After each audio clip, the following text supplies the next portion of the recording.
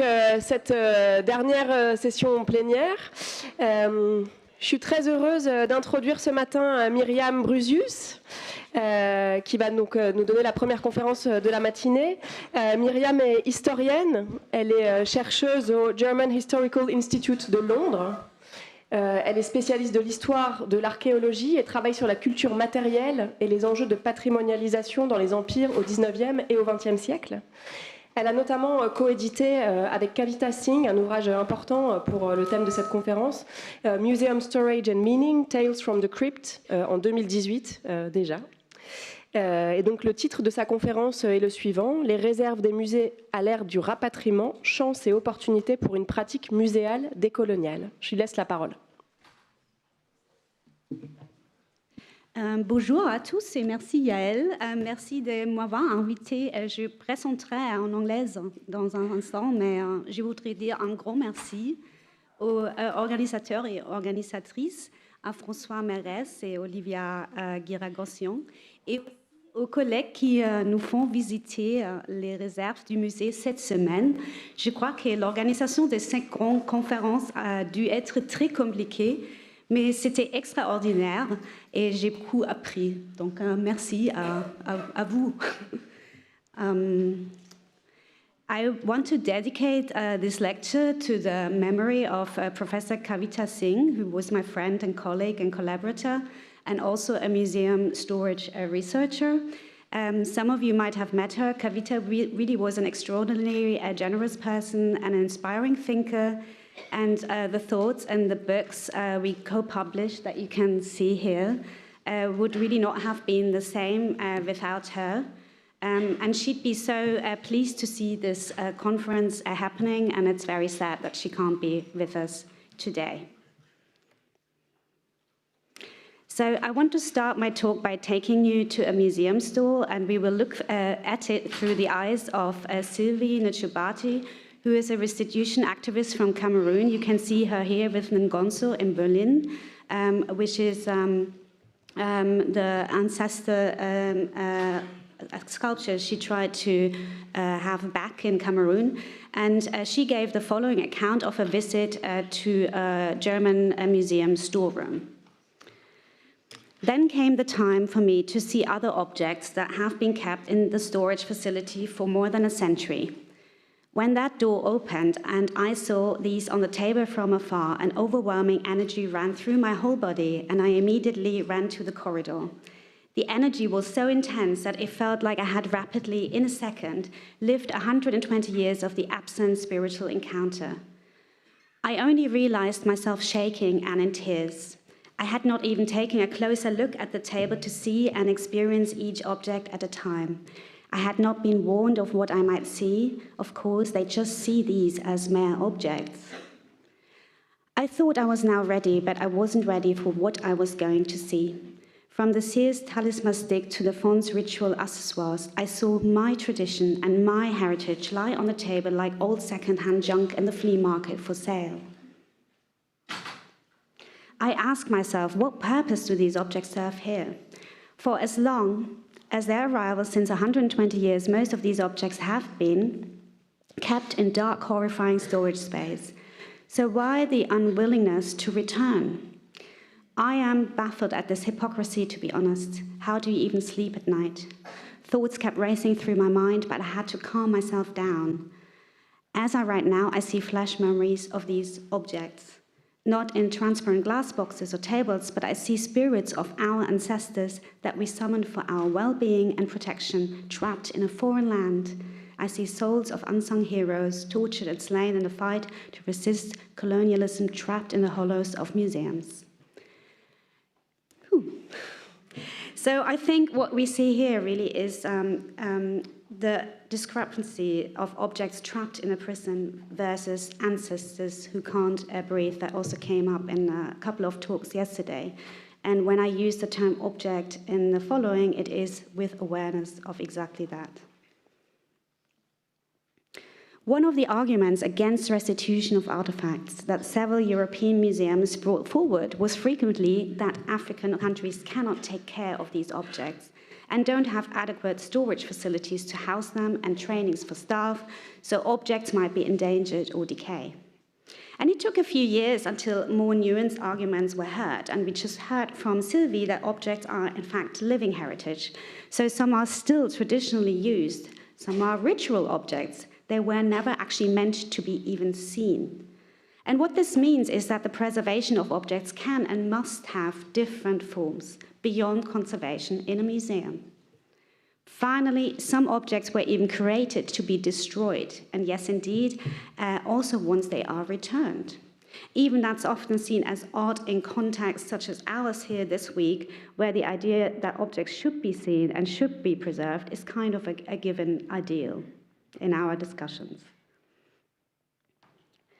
The critiques of these apparently problematic storage conditions in the Global South became a little quieter when the New York Times wrote about the less than ideal conditions showing flooded and dusty storage rooms despite counterexamples and all efforts that we heard about this week.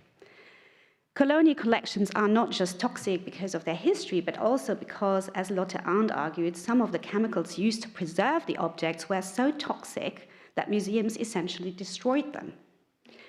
So pointing to all these ironies and the hypocrisy, a colleague of mine, Daniel Sherman, posted on Twitter, "That crash you heard is the sound of the we, as in Europe, the West, take better care of the objects argument hitting the rubbish heap." Finally, we must not forget whether we think of war times, earthquakes, or floods, like here they were possible in the Seine in Paris, that Western museums were never really safe either. One speaker mentioned rain that came through a roof on Tuesday. After the New York Times story broke, curators mentioned lack of funding to excuse the lack of care. Yet, in the case of Germany, where I'm originally from and involved in these discussions as well, around the same time, a costly Prussian castle was reconstructed in central Berlin to put some of these objects on display. And the imperial setting made this project called the Humboldt Forum, that probably many of you will have heard of, one of the most contested in Europe. And activists obviously then pointed out that they do not have enough money to take proper care of the objects, but they had enough money to construct this castle. In the past days, we heard that often more than 95% of museum objects linger in basements, some perhaps not to be missed in case they were dumped, if we're honest. But others would be missed, because in storage there are also millions of objects that have been abducted in colonial contexts. And in the past, Kavita and I, we used the image of the vast storage chambers of the museums as the invisible twin of the gallery, almost as if the museum were a kind of theater where the exhibition area functions as a kind of stage, where some objects get to perform to an audience, as I'm speaking to you now, while in the back, here, behind this screen, they are invisibly processed from their existence as a mere thing to a proper artifact, so backstage. Some objects, however, will always be kind of backup actors in this theater play and never actually come to this stage. And others will never actually become alive under the current frameworks many museums are using. Looking at storage also shifts our ideas of what the museum actually is. It is an archival place of potentiality where objects are mostly kept just in case, for the unforeseeable future. But what exactly is that case? And which and whose future is it we're actually talking about? So to come back to the metaphor of the theater, one could ask if some colonial objects are actually if some objects are never even cast as a sort of Hollywood stars in Europe's self-referential theater play, what justification is there even to keep them there? And that is an obvious question to ask, but perhaps the answer is not so obvious. Not although, but precisely because I will use a decolonial approach, I propose to tackle the question a little differently by challenging the Western preservation paradigm and asking the following questions. Why should objects be seen at all? And if so, which objects by whom? Why should so many objects be preserved in this storage crisis, even though I'm not even sure there is a storage crisis everywhere after this week? If we, because I mean, you all have amazing projects going on, right? And not all of you, obviously, but many of you showed extraordinary storage projects. And I know that's not true for many parts of the world, and also many other parts in Europe, and smaller museums as well. And we heard about that as well, right? So there are big discrepancies here. If we store an abundance of objects, what are the consequences, and for whom? And finally, I will reflect why some colonial objects should perhaps be stored here, as in Europe, and how. And I will do this in 2 parts. The first part is about the secrecy and accessibility of storage, and the second is about the apparent neutrality of storage.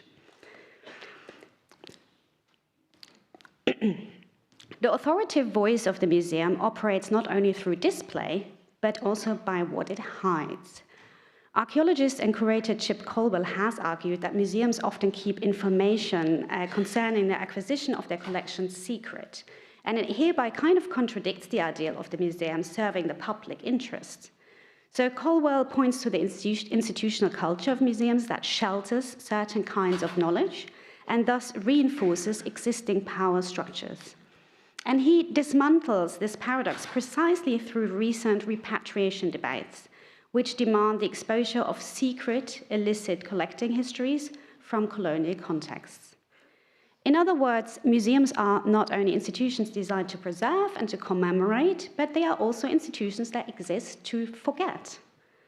And the space where what he calls secrecy comes to the fore is also, of course, in the museum store. However, what exactly do we mean when we say secret? So let's unpack this a little bit. Who exactly has access? And who has had access in the past? And should we really think of stage and backstage as these discrete binaries at all? Science historian James Delbourgo argued that the museum was in fact not always divided into distinct zones for gallery and for storage. So he explored Sir Hans Sloane's collections, which originated in Jamaica. Its transport, by the way, was financed by the transatlantic slave trade. And that collection ultimately formed the kernel of the British Museum. So in the late 18th century, this collection was a kind of store into which certain visitors were admitted. So there were extensive cabinet drawers that you can see here in Sloane's home that housed the specimens he collected. And here, viewers similar in class to Sloane were allowed to open the drawers, but they were also allowed to handle and touch and smell and even taste the samples in the drawers. And later, making things public in the museum also meant making them untouchable. And this move for the collection resulted in a loss of smell, a loss of taste and touch when handling these objects. And as audiences changed, the museum shifted the nature of its pedagogic address. Large parts of the collection which were available for consultation became simply unshowable to this new audience. And masterworks or specially important objects were then separated from this study collection, and only the former were placed on selective display, however, to a less elite audience. So there were definitely advantages to this. And today we see new trends in museum display in which scientists and conservators are often made visible as they handle collections like these people here. And I want to also show you this. That's the Museum La Salle in Lima that I had the pleasure to visit, and they even make this process exactly the subject of the museum, of their museum. So it really departs completely from a notion of museums where only perfect results are visible, and it kind of blurs the line between back and front. And I thought that was very interesting. They have a poster in the poster room at the back in the poster room, so you should definitely go and see it and talk to our colleagues from Lima. While the viewers who are admitted into the museum cannot always enter these labs or handle specimens as they can in Lima and in other places, though that's the exception, in many places they can now see other specialists doing that. And many of you are moving to models that focus on interaction, on research, on outreach, and the idea of storage as a lab, right? And this is kind of, I understand this as an allusion to this earlier mode of engaging with museum collections in a non-secretive way. But one rule still applies in most cases, that is, do not touch, and also do not knock. That knocking and thus not even touching the protecting glass was not allowed, was observed by Nikki Reeves, also here in the audience, and who also gave a talk this week, a curator of the Ontario Museum in Glasgow. Here is seen in action in a storage area. But you might have met him in a different sort of outfit by now. Reeves historicized this staging of backstage and wondered what made it so popular today. If the motivation is to make as much as possible accessible, following a defense mechanism, so not being seen as secret and as intransparent, or a democratic logic where nobody is excluded, who is still excluded in this new trend?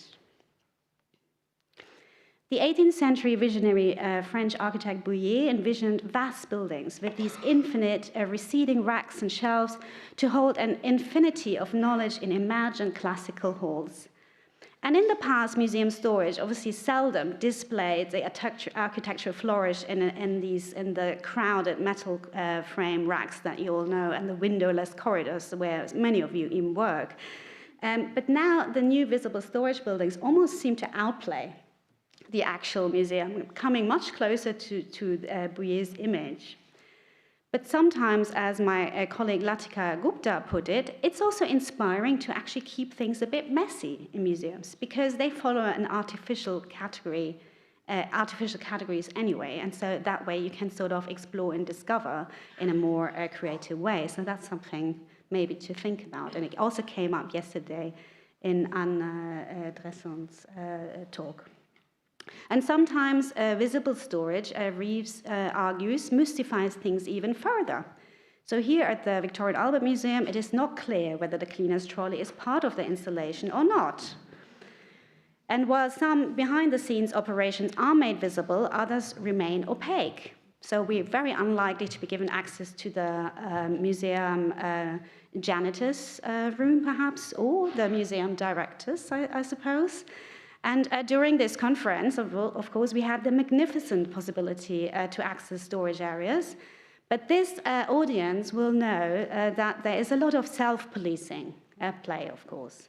Some are quite understandably reluctant or not allowed also to share details of the more, let's say, the more messy storage areas. So in my fieldwork, I would often ask questions like, do you have boxes containing items without labels? Are there spaces in your collection of which you don't have the slightest idea what they might contain? Or do you ever deaccession objects? And not everyone goes as public as Detroit, which went through an economic crisis and actually sold some of its art collection. And I know that in France that wouldn't even be it wouldn't even be possible, as far as I understood. So while visible storage appears to be backstage, it is, as Reeves argued, actually yet another front stage. And if this is the dark side of the museum, we learned that this is, in some places, it's actually rather bright, right? It's rather slick and glossy in some parts of the world, while in other spaces, resources are actually really scarce. There are clearly great efforts of Western museums to preserve, no matter what. But I now want to take a closer look at these sort of pretty shelves. The bricks that occupy these used to be in a rather dusty room full of dusty boxes. And so these are leftovers. They are leftovers of the reconstructed Ishtargate in the Pergamon Museum in Berlin. And what now looks like this actually started off like this. So it's almost as if the line between the museum and the excavation site is kind of blurred in this situation, isn't it? As they kind of had to re-excavate these bricks for a second time. But not all the bricks and tiles and fragments from Babylon fit into the limited space of the Berlin's new Pergamon Museum. So, even more interesting, not all bricks actually resulted in the animal figures that they desired for their reconstruction. So they abandoned many of the bricks, declared them leftovers, and made their own fake tiles in a workshop just outside of Berlin in Brandenburg. So much of this actually is sort of fake. It's from the 1920s, and it's kind of an open secret, but also not everyone knows. But of course, it's a museum, so they had to take care of these leftovers. While ironically, Iraqis in Babylon also produced their fake tiles and fragments to make their own reconstruction of the same animal figures they also desired. And that is a site that was severely damaged in the 2003 Iraq War. And of course, as we speak about preservation, more heritage is being destroyed in the Middle East. So they reconstructed these tiles while the leftovers were safely stored in the archive in Berlin. And as a side note, the many antiquities from Turkey and Greece that rest in Western museums, so from the former Ottoman Empire, have so far not been the focus of the restitution debate, with some exceptions, but I think this will actually change. So it is also related to restitution. Now, these bricks in storage are kind of useless, which is probably exactly the reason why the museum offered Iraqis to have them back. But then the question is, why should they take them back? Just because Europe is kind of done with them, it doesn't mean that the other side is ready to take them, let alone has any use for them or resources to store them. So let us stay in the global south for now. What is it like, for example, in India, where despite the huge number of cultural artifacts that seem to almost bubble up out of the soil, little money is actually available to support either museums or archaeology. My Indian colleague Upinder Singh showed me an archaeological site where this large pillared hall was discovered, but there was no equipment to carry the pillars and also nowhere to actually carry them to. So the archaeologist photographed the finds and then buried them back in the soil. And some argue that objects are actually safer underground anyway. So you could argue what was never excavated by 19th century European archaeologists cannot actually be destroyed by nature or humans. And this practice really can help us to look critically at heritage preservation. So one could ask, why is it that every object must actually enter a facility built for it? In particular, since we saw this week just how hard it is and how expensive it is to store.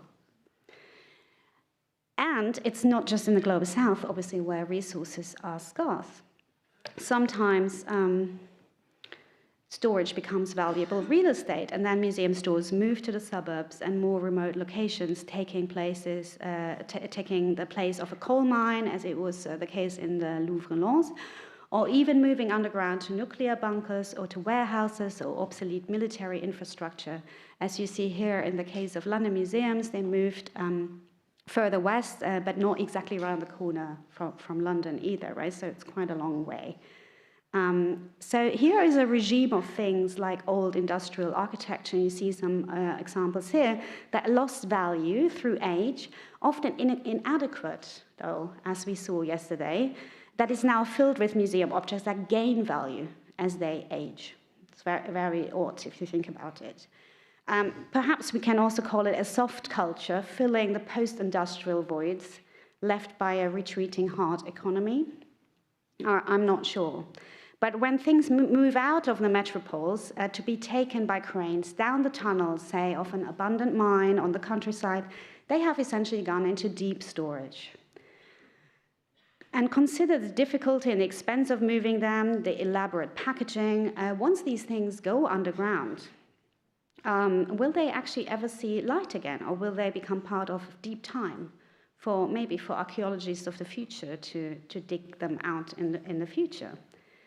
So the phenomenon of deep storage seems a little paradoxical for many reasons. So the museum invests in the entire facility in safeguarding thousands of objects where the conditions of maintaining them often makes them kind of difficult to use or to even see. So my point is there is a difference, obviously, between the burial in the ground, as we saw in India, and the burial in the mine. But aren't the situations also not, a little similar? So there is a strange circularity between unearthing others' buried treasures in colonial lands in particular, in order to rebury them in Western stores and soils. And this comes particularly to mind every time we see pillars and antiquities in storage. Yeah. The V&A used an abandoned mine in the countryside and a science museum in London, an aircraft hangar, but we saw that funding has now allowed the building of new facilities on a former, here's some, sorry, I forgot to show this. So here are some antiquities in store, and I saw many, but I was never allowed to take a photograph. So this is actually my first attempt to create an AI image of antiquities in store, which could be a whole new, different, separate talk. But anyway, so, try it. It's interesting, right? But obviously, that's the Narbonne, and this is not real. But yes, I have seen, let's say, situations like this. Yes, so back to the V&A, and Science Museum. So we heard a talk also, really interesting, the new facilities that are being built, where people can now walk around and have a look at these extraordinary collections. We have seen extraordinary new concepts this week, even remote digital tools. But again, the question would still be asked, accessible to whom? You need knowledge that this project is there. You need time. You better have a card, to be honest. You need money. You need actually quite a lot of money, and you need an internet connection. You need to be also quick enough to book the tickets, and unfortunately that wasn't the case for me, even though I've waited weeks to book it, and then still I wasn't fast enough to do it, so no ticket for me. But also you need the right passport or a visa. So last year showed that not everyone in Germany, that was the case, gets a visa from the African continent to even look at their own objects in colonial collections. So quite a few visas got rejected from Cameroon in Germany. And in this cartoon, an Egyptian dresses up as a mummy because he thinks it's easier to travel to Europe. Right, and so this is Heba Abdelgawad is part of our project, and she collaborated with an artist in Egypt to just show the ironies of what does freedom of movement actually mean in context of restitution and migration. So equal partnership beyond the movement of objects towards the movement of people is something that we'll also discuss, in particular since immigration policies also use the words repatriation for people.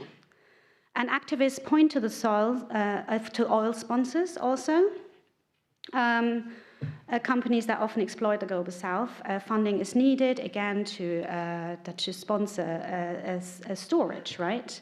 That is to basically to preserve objects for the same future for which these objects are apparently preserved, that is at the same time kind of being destroyed through that sponsorship and maybe even the climate control that is needed. So certain ironies, because not everyone can obviously afford the fantastic brine-sill storage systems that we saw yesterday, and so but still there is this sense that they need to be preserved forever.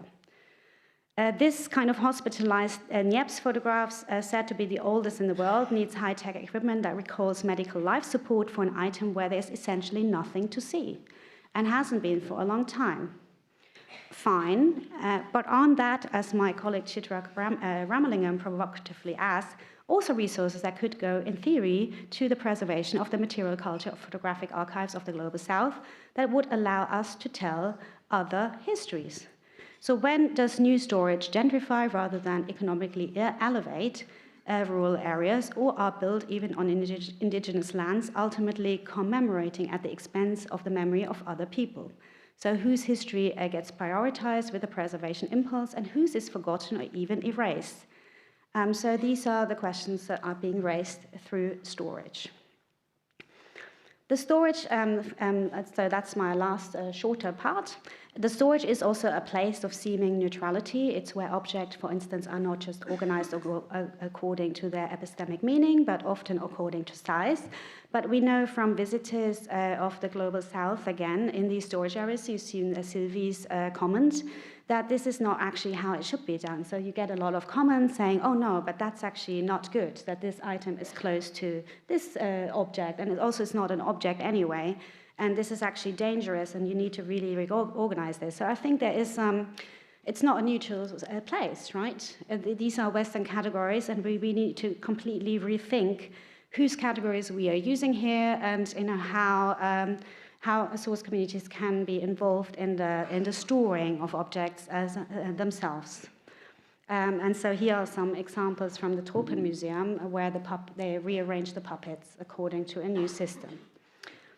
Some holdings are obviously also seen as humans and ancestors. And then you have, to go back to antiquity, also stones that were originally in a site like Palmyra being reused, right? They were actually repurposed until the colonial powers actually went into the ruins. They cleared the people from the ruins to kind of preserve this as an empty heritage site that you can see on this photograph here, but also kind of removing the stories that the people on the site connected to these antiquities. So that's also, so storage is also a place where artifacts are stripped from exactly these kind of histories. And so can we sort of bring them back into the store? Here, for example, you also have refugees, again, at the Acropolis, if you can believe it. So Ottoman objects taken out of a haptic experience, of a living experience, to store them, for which we need resources, in some cases harmful for the planet, that will mostly affect, again, people in the Global South, causing more refugee movements. So what exactly was preserved back then and what is preserved now? And then, that's my final example, we have a lot of discussions about human remains, but what is excluded from these discussions are often mummies. But what are mummies? They are also human remains, right? So Christina Ricks, a curator in Manchester at the time, she talked about this ethical dilemma and why these kind of human remains are not actually included in the discussion. In Australia, that's different, by the way, as you can see on this label on the top, and that is, of course, because the discussion about human remains is very advanced, so they understand that these are humans, right? And so the museum is essentially a graveyard, right? And then the question is, should they be seen at all, right? And so here I want to kind of put the question out there. Okay, there are colonial practices that are still at play in the display area, of course, but maybe that is a case where we should think more about whether they should be in storage, and if so, how, right? Okay, and so to wrap it up, the question really is then, who will set the terms for these kind of discussions? So here are some questions for you to take home. Restitution as absolution. Do European nations get away too easily sometimes when restitution only is a European desire, right? I showed you some examples. Of course, some objects should go back, but others are contaminated or simply now considered a waste of resource. And with real estate and energy prices rising, can perhaps rejecting a repatriation offer also be empowering, right? Basically leaving Europe with the problem it created for itself. Repatriating histories. If we cannot repatriate objects, can we perhaps repatriate some of the histories that I showed you, the living cultures of these objects? Then let's think more about decolonial archival and heritage practice. Digitization and visible storage doesn't make it the collection necessarily more accessible to everybody or democratic. When does museum practice perpetuate colonial practice rather than disrupt it? So what would a decolonial storeroom look like? That's something I try to address. And also on a curatorial level, can there be a paradigm change for new relationships, such as collaborative stewardship rather than ownership of objects? And then finally, restitution and social justice. So what is this really about, the restitution debate? often it's not actually about the return of objects at all. It's about reparations. It's about the return of land. It's about equal partnerships with the global south. But here, objects in the store can trigger these conversations as a kind of soft power, right? And then these conversations can be taken to the next level. So what I'm saying is that not solving of restitution cases in storage can also bear huge potential. And Kavita Singh, by the way, has been saying this for a long time. And many of you move beyond the dusty image of storage being a burden, and that's great. Making collections is admirable. But how can the storeroom now become a space to pause in order to generate more equal heritage conversations? What do we really mean by care? Care about what and for whom? When do we mean objects and when do we mean people?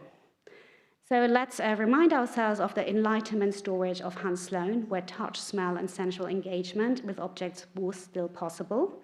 But the question really is, who is now in the room? Who sets the terms this time? Who provides the knowledge? And who is learning from whom? Thank you.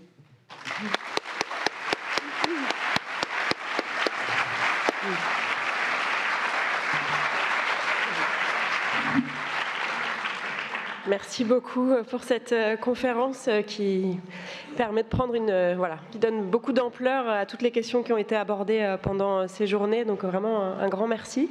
Il y a à peu près 5 minutes de questions. Ça paraît tout à fait ridicule, mais il y a du temps après à la pause café. Donc si certains d'entre vous ont des questions brûlantes, c'est le moment avant qu'on passe à la deuxième conférence.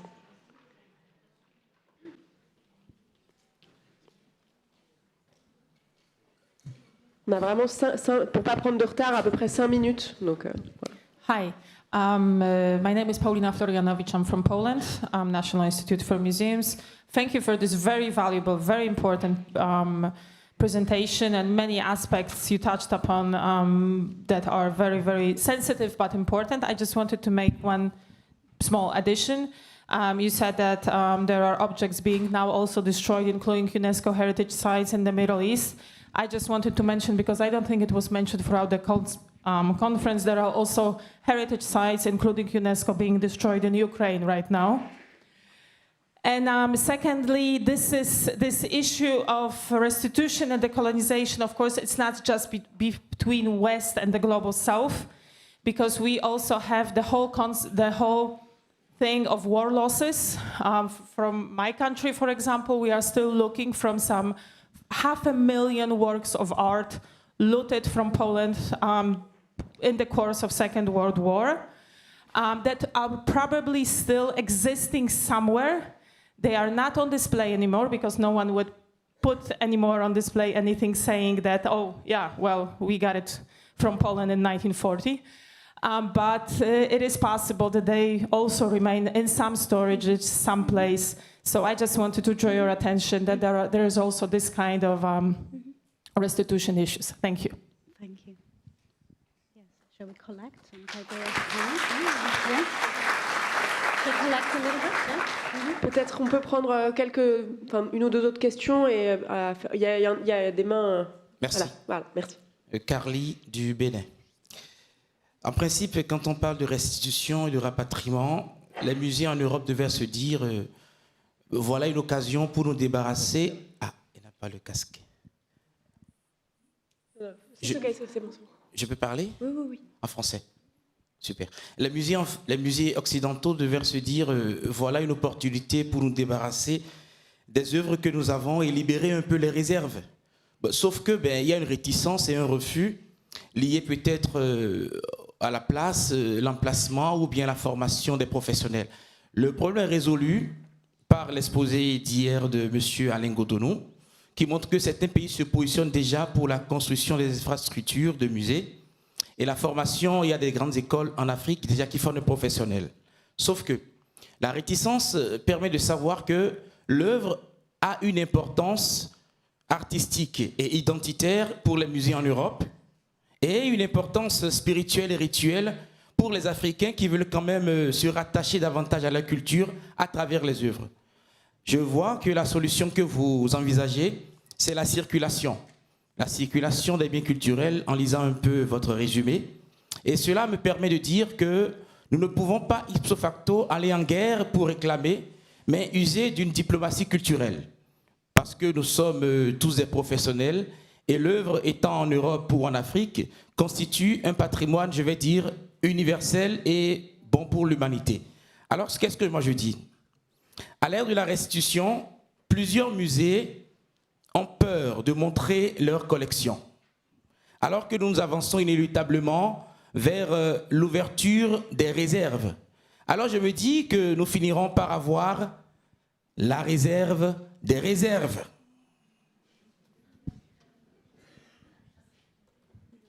Yes, yes. Yes, okay, yes. So first of all, thanks for your comments. I absolutely agree. Of course, there are many conflict zones throughout the world right now. What I find interesting, though, is that some areas get more attention than others. So I think also in the museum world, it's about what gets prioritized, what is considered as shared Western heritage and what isn't, and what gets the attention. And then, of course, provenance research and the looted art, especially during the Nazi era, that is still, so there's so much work still to be done, absolutely. And so these things need to go in parallel, absolutely. I thank you also for your comment. I did not, yes, circulation I think is an interesting concept. I did not want to sort of suggest that this is what we should be doing. What I was trying to do is to complicate the repatriation picture a little bit, also, taking on board a lot of conversations I had with Kavita, where she sometimes just did not find it a useful suggestion that everything should be returned. But of course, the conversation needs to come from the other side. It's not for museums or Europe to even decide what should happen to them. I'm just sort of trying to trigger a conversation where we need to think a little bit more. Who does it serve, right? And if a restitution is proposed from the museums, why is that? And is it really helpful for the other side?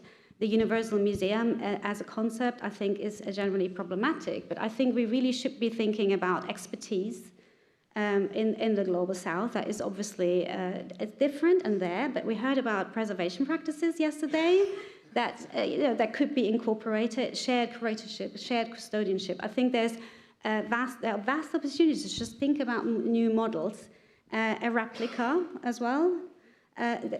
So many just opportunities. But again, I want to just stress again that the question really is who sets the terms?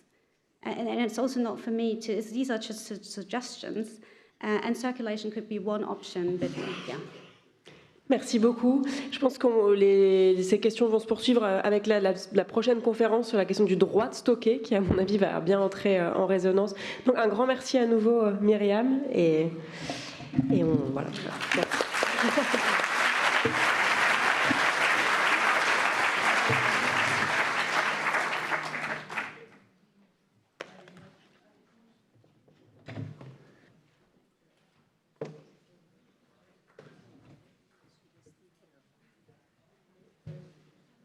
Vous voulez vous asseoir? Oui, Et comment j'ai fait pour... Oui, c'est ça. Ah oui, ça serait bien. Alors, pendant que l'installation technique se prépare, je vais introduire donc notre prochain conférencier. Donc, nous allons à présent écouter Bruno Broulon-Soares, qui est anthropologue et muséologue, qui enseigne les Museum and Heritage Studies à l'université St Andrews en Écosse. Et parmi ces multiples objets de réflexion, on peut mentionner les enjeux de la décolonisation des musées, la muséologie réflexive ou encore les musées communautaires, et puis plus globalement une réflexion sur les usages politiques du patrimoine. Je lui laisse donc avec grand plaisir la parole pour sa conférence qui aborde la question en effet très importante du droit de stocker. Merci. Merci Yael. Bonjour à toutes et à tous. Good morning to all. I'll be speaking in English. I hope this works for the majority. Bom dia aos brasileiros presentes. I think I should start by exercising my own positionality to say that I'm not a storage worker. I'm an academic who's been spending most of my time training professionals to work in museums and many times also in storages. So my perspective comes from this, a different side from most of the presenters during these past few days. But I have also to say that I have learned a lot from you about the challenges, but also the possibilities of what can be done with storages today. I've also had some experience working with community museums and community storages, so I will also be talking a little bit about from that perspective. So I would like to start by thanking the ICOM's working group on collections and storage, but also the International Committee for Museum Architecture and Technology, and the Sorbonne Nouvelle, particularly all the individuals involved in the organization of this event that was incredibly well successful from, I think, all of our perspectives. This is the third day, and we have an almost full auditorium of 500 people. This is an accomplishment in itself. I would also like to thank Olivia and Francois for all the heavy work done for this symposium. I was asked to approach the matter of storages from a conceptual perspective, and I am very interested about trying new concepts and seeing how practice inform concepts and how concepts can generate new practices. So my presentation will have a first part where I will do a more conceptual discussion or provocation on what it means to store and who has the right to store in the contemporary world. But also then I will move forward towards a couple of case studies from Brazil, where I did most of my practice as a museologist. And then I will try to propose some grounding principles that somehow I hope will reflect some of the discussions we've been having for the past 2 days. But I would like to first start with a question for you. I would like for you to raise your hand if you have ever done works with communities, any kind of communities, inside your storages. Who has done it? Okay, that's great. Now, I would like you to raise your hand if you have wished to do it, but you don't really know how, or you don't have the resources to do it. Who have been facing problems? Okay. That's great. The reason I'm asking that is because during the last couple of days, I came to this conference expecting a lot of technical discussions about objects, but I ended up overhearing and participating in debates that has much more to do with people and how we can involve people in our archives, in our collections and storages. So that for me, it resonates a little bit with the presentation that I prepared, because I have been working on how we can humanize museums or rehumanize museums after many, many problems and processes of dehumanization. So I will start by exploring the concept as a verb, to store. What does it mean? The verb implies the action of retaining something for future use, often involving ownership and control over a secure, reserved space. To store presupposes the preservation of retrievable information or items typically kept in a controlled environment for future use. This privileged space, the storage, is marked by specific restrictions and specialized procedures of protection and care. It is perceived as a safe haven for museum collections, their documentation, and all information retrieved and retained about them. To store, to keep a selection of things in trust for society, under surveillance and professional care. According to the ICOM's Dictionary of Museology, the storage is an organized space that provides the best possible conditions for preserving and processing collections. Its usual inaccessibility serves the purpose of prolonging the lifespan of things so that they can be held for posterity, as some of the examples in the previous presentations have shown. To store, in most cases, implies removing things from use in the sense of suspending the life of an object according to the more material-oriented approaches to musealization. Following this perspective, for some, it involves decontextualizing and stripping objects of their original use, if we can even identify an original use. To store, in the history of some museums, can be synonymous with extraction, removal, or even looting, a process that deprives certain people or social groups of the access to their own heritage, often under the pretext of universal protection. But historically, in its physical sense, a storage combines ownership and order, which in most cases secures disciplinary or scientific control over things. In its private or public existence, those who own the space to store usually own the right to determine what is in it and to narrate authorized stories. In a sense, the storage as a space that will solemnly be used for keeping things from their imminent destruction materializes space as a form of power. And here, obviously, we can see a very personal association of storage where the decontextualization of objects, the removal of any context, actually increases the value of an object, especially when it's associated with a famous collector. Ultimately, to store is an exercise of power over things that can be conserved, studied, documented, and interpreted. This is, however, not a new assumption, as other critics of the power and authority of the archive have already denounced the limits it sets on what can be known, whose perspectives matters, and who is endowed with the gravity and authority of historical actor, in the words of Saidiya Hartman. Due to this historical functioning as something detached from social life, most storages today are expanding their use and social responsibility. Storages can be used as spaces for collaboration, of knowledge exchange. Some can also function as battlefields where heritage is disputed, contested, reclaimed.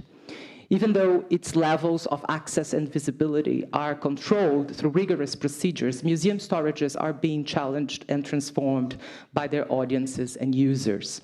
In some cases, as we have mentioned here throughout these days, of visiting storages, but also in cases where activists, artists, and community members have been reappropriating storages or even collection items to create their own meanings. This is one example of Glicéria Tupinambá, who is a Brazilian artist, and who has been, with her work, questioning the objects and even the category of an object, if we can call them as such. And I'll go back to that in just a few minutes. But she's constantly also provoking us to think about herself, her ancestors' techniques, and her own body as a storage. But we also have many other examples of new kinds of storages being created by community. So for instance, here, the Museum of Transology in Brighton. This is an example that I strongly recommend you to get to know, because they're doing a massive collection process across the UK, where trans people and different trans collectives and communities have been involved in collecting. And in this case, they're not just producing storages and creating new collections, but they are actually involved, the community is involved with the documentation process, labeling the documents, preserving them, and finding ways to create a narrative about trans existence in this world. So, the current decade has been marked by some new events that contribute to the redefinition of museums and consequently the redefinition of the traditional storages of museums that continue to grow. The role of a physical or virtual collections and storages has been critically reassessed, gaining a new centrality in the debates involving the transformation of museums in present societies. There are many reasons for that, and I could mention several of them, but I would like to recall at least three of them. Firstly, the challenges faced by institutions of different kinds during the COVID-19 pandemic, when museums expanded their functioning to reach out to remote audiences, while resources for keeping their physical storages were scarce in most parts of the world. The expansion of digital humanities as well, and digital collections, raising new critical analysis of the preservation of digital databases, their environmental costs, and the unequal distribution of resources to keep them. Also, we could ask who has the right to digitize. The increased reclaims for repatriation and return of collection items, including the emergence of new community-driven museums and archives holding collections that will challenge the significance of the collections preserved by central institutions. So I think, obviously, I don't want to go back to this debate. It was very well covered in the previous talk. But I would like to recall that some of these claims have actually provoked change and provoked museum curators and storage workers to rethink their methods and to try to find new ways to include communities in the management of collections. So one of the questions that can be raised from that is how safe or secure are the storages in the West, considering the ongoing debate on how the Global South doesn't have the resources to preserve collections, but also the crisis that some major storages and collections have been facing in the present, such as the British Museum recently, which is a museum that demonstrated how actually not so secure are the collections kept by a so-called universal museum. So some of these ongoing changes raise some important questions on the significance and function of museum storages. Who has the right and the means to store and preserve? Whose heritage has a space in the cabinets and shelves of museums today? How inclusive museum storages are, who possesses the power and knowledge over the management of collections, their conservation and care. I think these are questions that we should all be asking ourselves in order to do a work that is actually valued by society, by the societies we serve. But we do feel that there is a transformation in storages. But I would like to go back to this transformation first by mentioning a sentence that I've heard in many presentations in the past 2 days, which is the fact that the storage is the heart of the museum. I definitely don't disagree with that, but as the heart of the museum, shouldn't the storage actually be involved in all the other elements of the museum, or shouldn't it be connected? In some examples that we've seen here, it certainly is. So moving away from a definition centered on the ownership of material collections, the idea that museums are institutions committed to collecting tangible and intangible heritage prevails in the contemporary interpretations of the museum activity. The collection as a living organism going through continuous transformation. Far from being perceived as a separate operation to collect or to store, overlaps with other parts of museum work, such as research, conservation, documentation, and interpretation. Not so long ago, I also participated in a research involving museum professionals from all around the world. Some of you participated in it in order to find out what was the definition of museum, and sorry that it's a little bit disconfigured, but you get the point.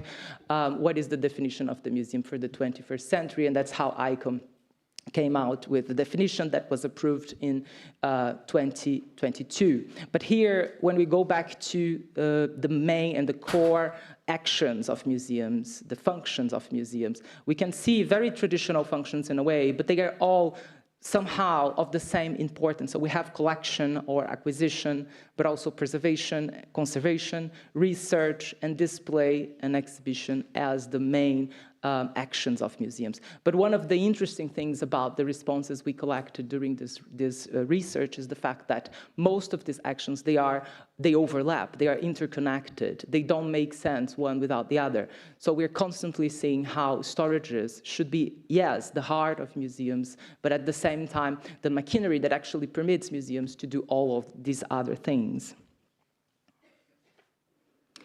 For the past few decades, the museological debate involving the role of communities in museum work has been limited by a central dichotomy that was influential to most of the existing literature, as you may know, one that opposes museums that prioritize collections with a focus on materiality, and museums driven by communities with a focus on society.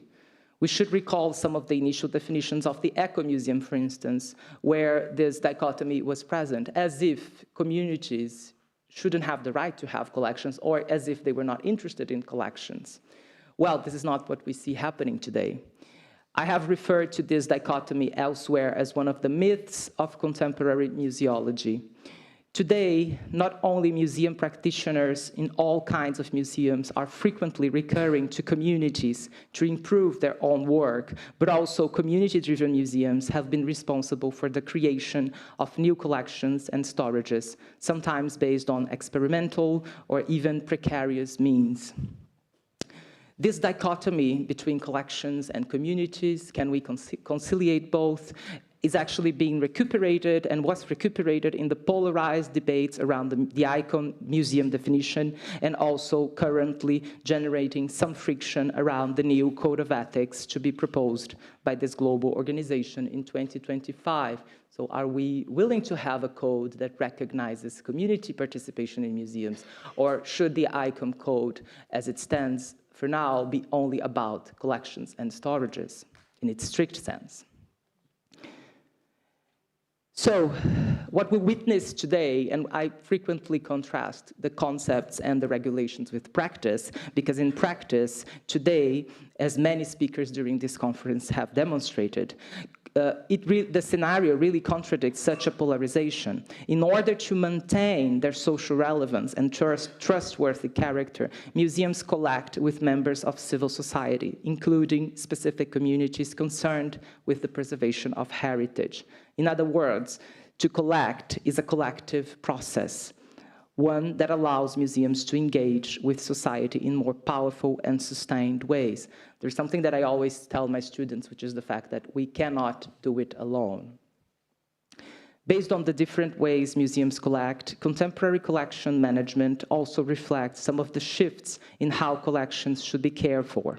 The sharing of authority and expertise with members of communities entails that the care for collections is extended to the care for its users and all concerned people. And I even include museum professionals in that. So based on that, I have been trying to think about a potential diagram with some pillars for museum storages and collection management, and I will try to play a little bit with that with my examples. But basically what I wanted to do is put a very broad understanding of care in the center and think about what are the other functions that actually guide the work of storages today. Conservation in its in a more strict or even in a broader or flexible sense, but also accessibility, which is a word that has been mentioned several times during the past few days. But beyond accessibility, some storages are considering participation as a driven force that can actually guide museum work in specific situations. I will test this idea and this diagram with a couple of examples that I'm bringing today. The first one, this is probably an example that some of you already know. It has to do with a very recent case of repatriation from the National Museum of Copenhagen in Denmark to the National Museum of Rio de Janeiro in Brazil. I'll give you a little bit of context about this item, which we shouldn't be calling an object according to the descendants of the Tupinambá in contemporary Brazil. But the item that you can see in the screen is an indigenous clock made of bird feathers, which several of them were part of the sacred heritage of the Tupinambá population living on the eastern coast of Brazil. Their mantles circulated in the material exchanges with Europe during the 16th and 17th centuries. For almost 400 years, 11 Tupinambá sacred cloaks made of vegetable fibers and feathers of the guara bird were looted, exchanged, appropriated as ornaments, and finally imprisoned in museum storages as museum objects. While historians still discuss their possible origins in the context of the colonization of the Americas, their lives in museums' collections have been contested by indigenous reclaims for repatriation, at least since the early 2000s, when a population of Tupinambá indigenous people were actually recognized by the Brazilian government, and they started, in the process of reclaiming the right to land, they also started reclaiming the right to have these objects repatriated.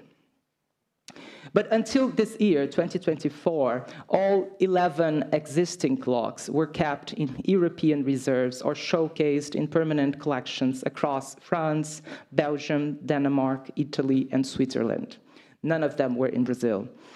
According to the Tupinambá living in the coast of Brazil today, these sacred mantles are not supposed to be treated as museum objects. They are enchanted beings, and they represent a spiritual connection with their ancestors.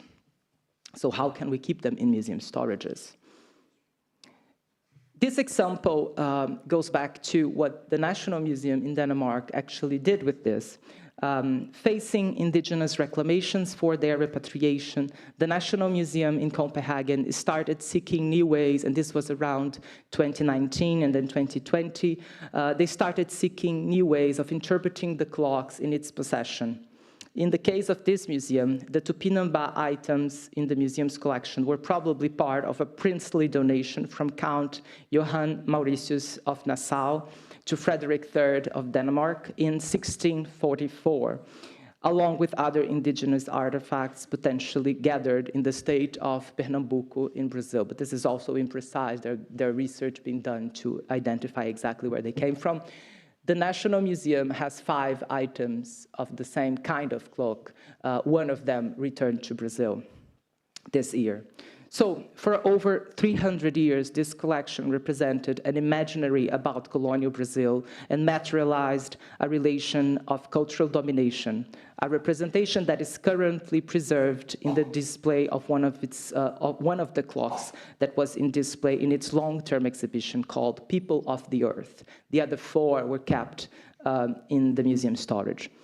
In 2021, the National Museum in Copenhagen, started a collaboration with the National Museum of Rio de Janeiro, recognizing some of the issues regarding the documentation of the clocks. This ongoing collaboration, which involved several indigenous individuals, one of them was Glyceria, who I showed you the picture in the beginning, and also anthropologists from Brazil, that led the National Museum to recognize a claim presented by the directors of the Rio's National Museum for the repatriation of the clock in May 2023. So this is the one that was in the exhibition. This is, as far as I know, this is how the exhibition is still displayed, except that the item that you see in the middle has now returned to Brazil. But obviously, the story doesn't end with the return of the item, and that's something that I would like to call attention to, because repatriation is not just a bureaucratic, diplomatic transaction. It's a very political and difficult process. What followed was a heated negotiation and a chain of protests on social media against the decision of the museum director in Brazil. The continuous reclamation, the museum director actually, based on the idea that Global South museums don't have the resources or the capacity to preserve these items, their approach to this clock was absolutely focusing on the material conservation. So the whole transaction happened in secrecy.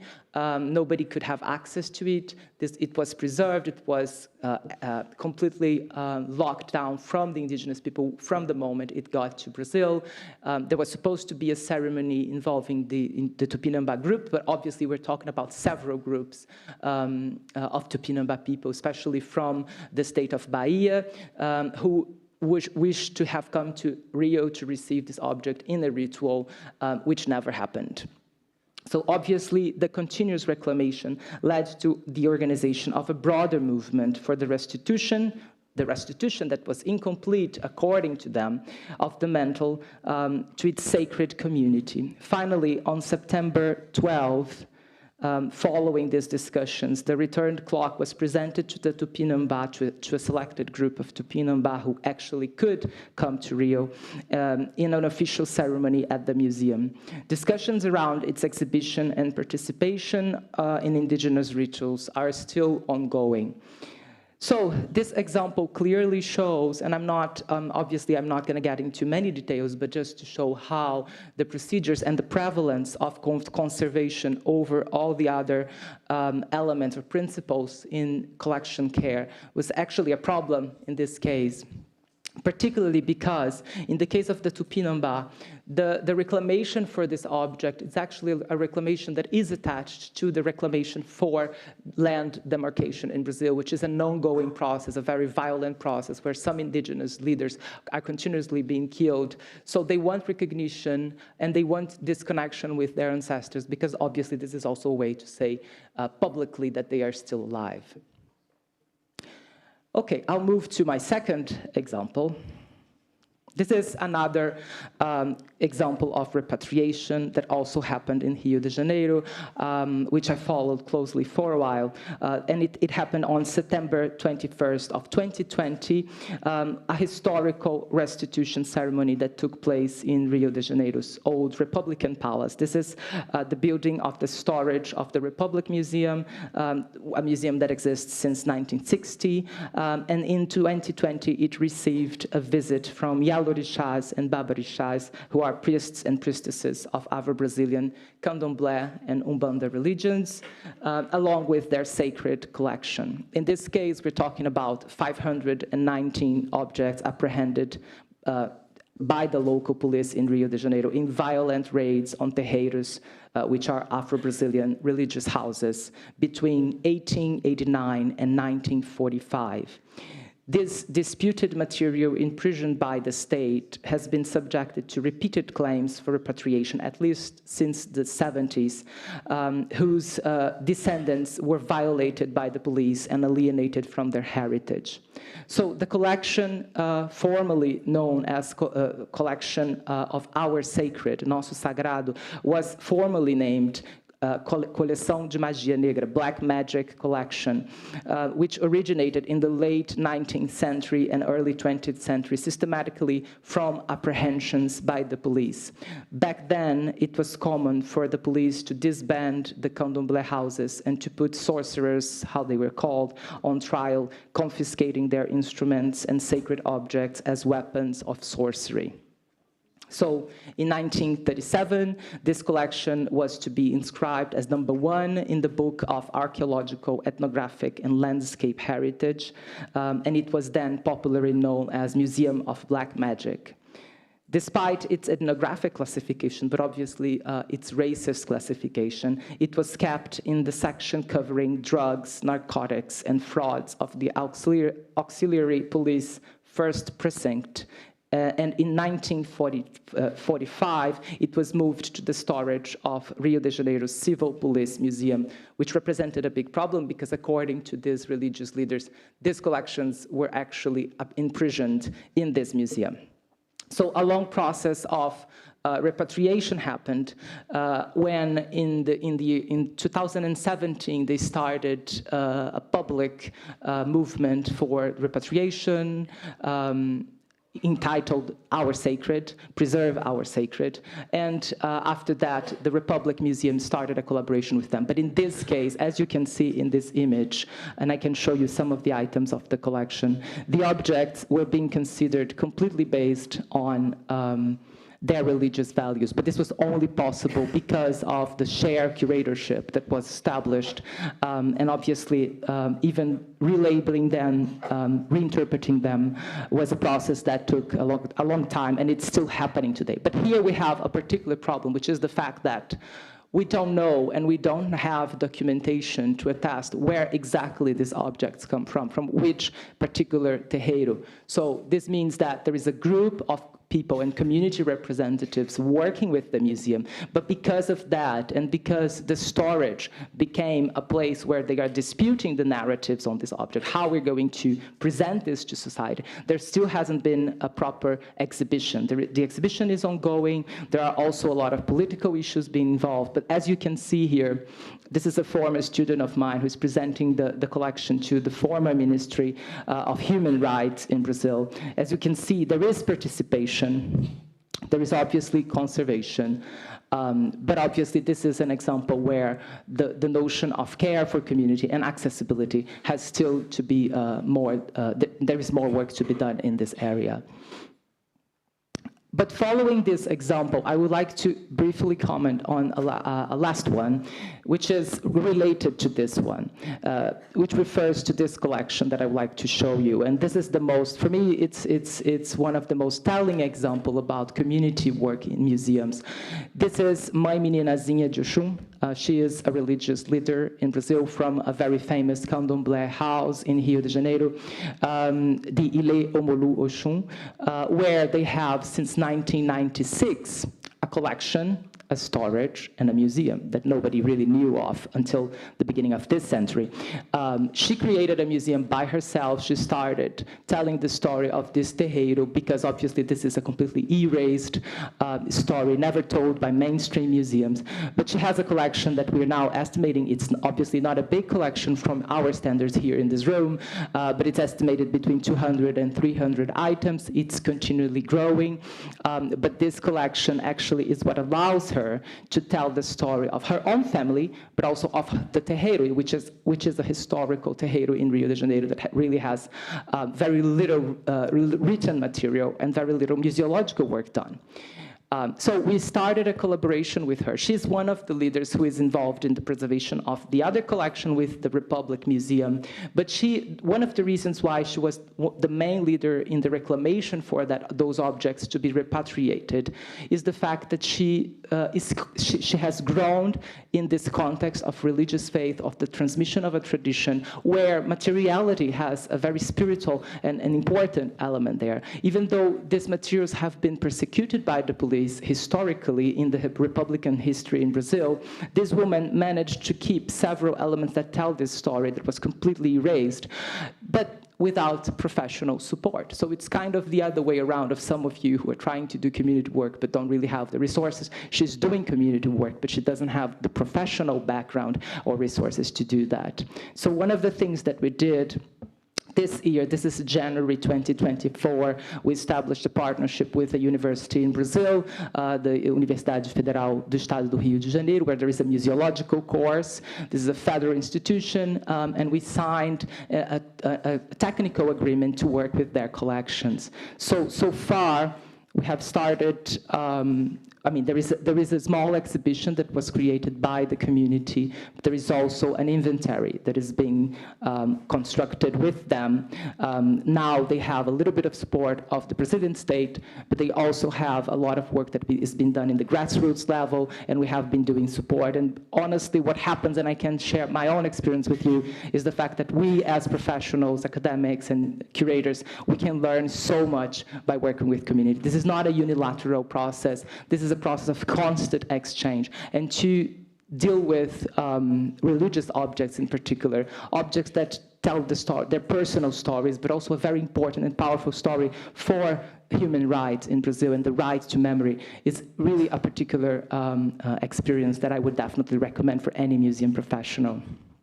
And in this case, I would say that we have all the four elements very well established. Obviously, there is a lot of work to be done, but this is how I got to this, some grounding principles for museum work, because I think learning from communities, we can get to that in a very satisfying and fulfilling way. Okay, I'm almost done. So here we can observe how the museum extended the sense of care from a sacred collection to the faithful community where it originated. Participation is clearly a prerequisite for the conservation of the items. Obviously, we cannot preserve without understanding the faith, without understanding the religious precincts, without really engaging in conversation with them. So these objects are still being interpreted by professionals and by community members in order for us to preserve not only their materiality, but also their sacred meanings. So, understanding museum work in its potential for reparatory action, which is a little bit what I try to demonstrate here, is an imperative legacy for professionals in the face of displaced materials from situations of violence and injustice. But for museum staff and researchers who are used to finding assertive answers when interrogating the past, dealing with a collection that was deprived of proper documentation may defy their own reliability on their learned scientific categories. And sometimes we do need to work beyond them. This is a very interesting point because usually when we work with no real information or no real support, we have to recur to what these people have to say or their own interpretation, which is beyond what is true and what is false. It's very much what is making sense today. So for instance, in the first example, how can you think about the real stories between the Tupinambá clock? We don't know them. It's been 400 years, but we do have their descendants, and they have a version of it. And sometimes museums have no version of it because these objects were locked down without information for almost 400 years. So the right to store, much like the right to narrate one's own story and take ownership of one's representation, can be seen here as a fundamental human right, part of a broader right to memory and cultural preservation, which is increasingly reclaimed by some of the social groups seeking to make museums in their own terms. Reparation is about extending the sense of care work from collection items to their connections with human beings. The storage being seen here as a laboratory and a place of active exchange shall be perceived as the wandering space where meanings assigned to things can be constantly reassessed, reconsidered, and transformed. Thank you very much.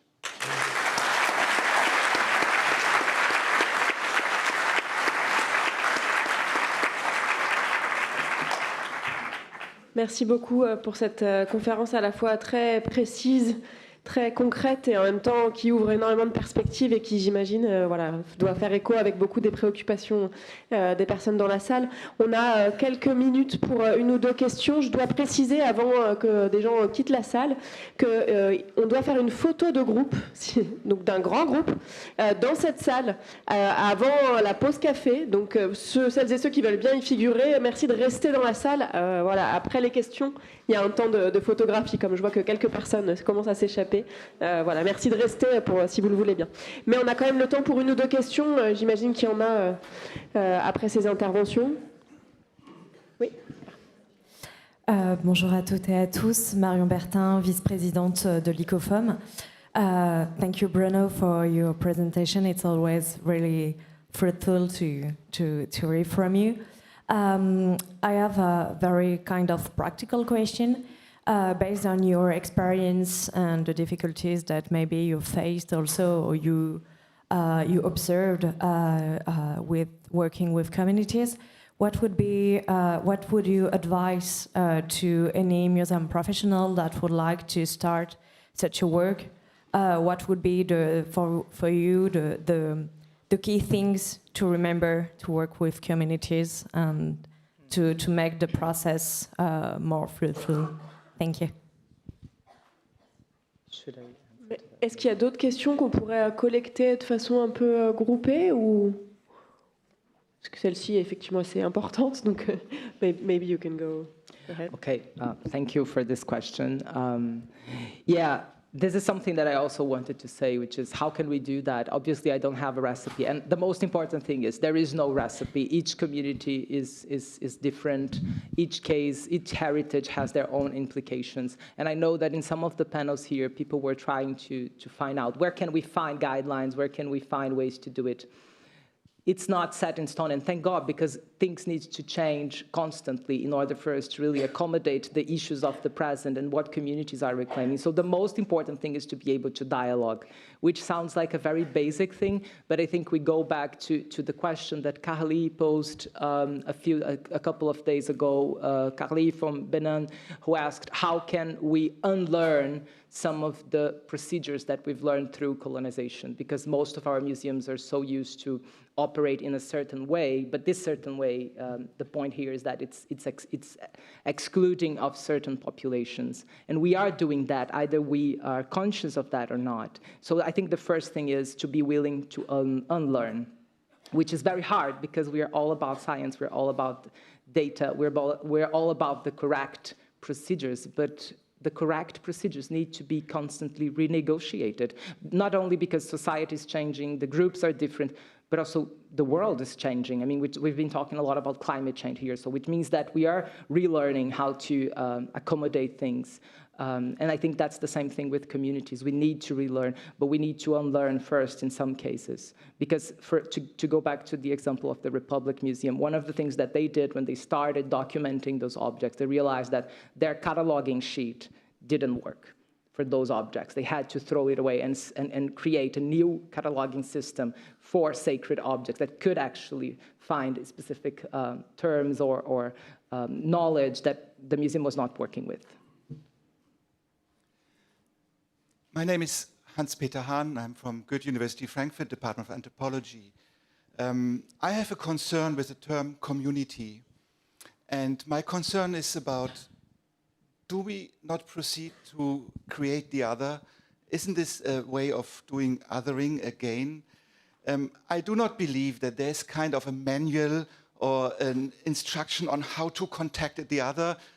We are the academics, the scholars, and they are the communities. You understand? This kind of categorization appears very problematic to me. And I think the key should be rather sensibility and openness. I have been attending quite a few public ceremonies of return. And it appeared to me like a role game. So the role was kind of predefined. There's someone who's naked and makes music, and someone who's with a cravat and properly dressed and giving academic arguments on what they are doing. How can we overcome this kind of new categories and roles? Yeah, I completely understand your point of view. And community is also a very contested word. In the museum definition process, for instance, where we had to find a common word that could be translated, it was very hard because for some people, indeed, it doesn't make sense. And I have, as an anthropologist myself, I have reluctantly used that in the past. But what I realized is that some groups do use community because that's the way they can actually negotiate their existence with professionals.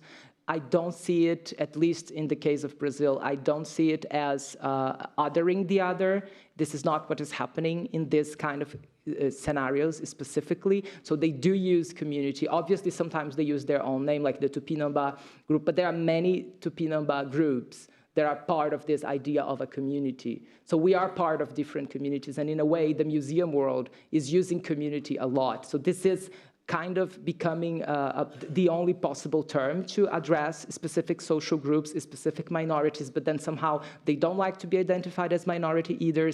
We know that they are marginalized in different ways. So obviously, we could say social group, but even when they use community, at least from the context of Latin America, this is not a way of otherizing them. It's actually an affirmation.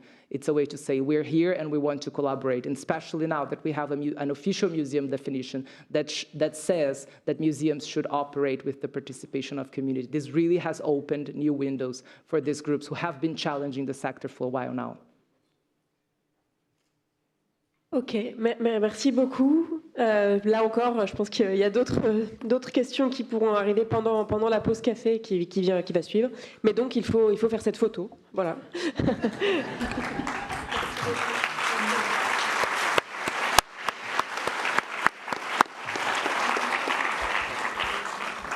Vous avez compris que la photo, effectivement, on ne peut pas la faire ailleurs que si vous restez sur place, parce que la scène est trop petite, vous êtes trop nombreux.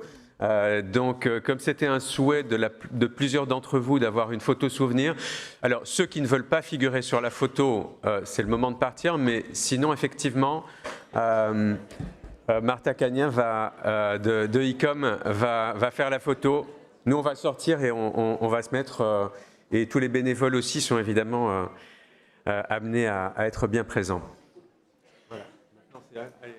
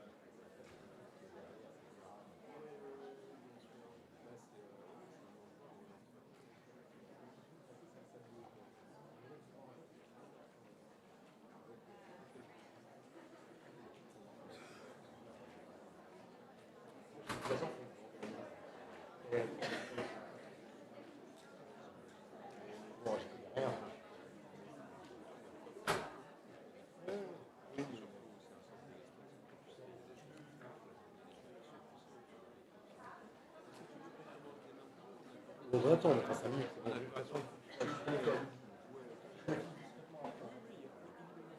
Donc là, c'est les quelques clés de démarrage, c'est qui il y a voilà. Moi, il y a toi Non, en fait, il y a encore.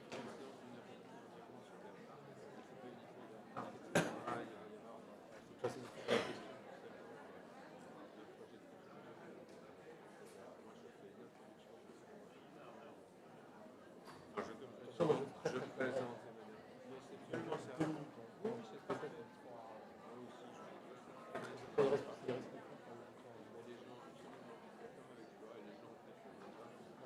Ah, je vois. Non, je suis ravi d'être là, mais là, c'est pas la chose. Voilà.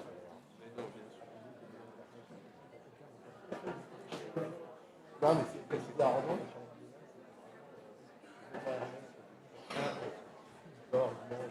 Oui, c'est sûr. Ouais,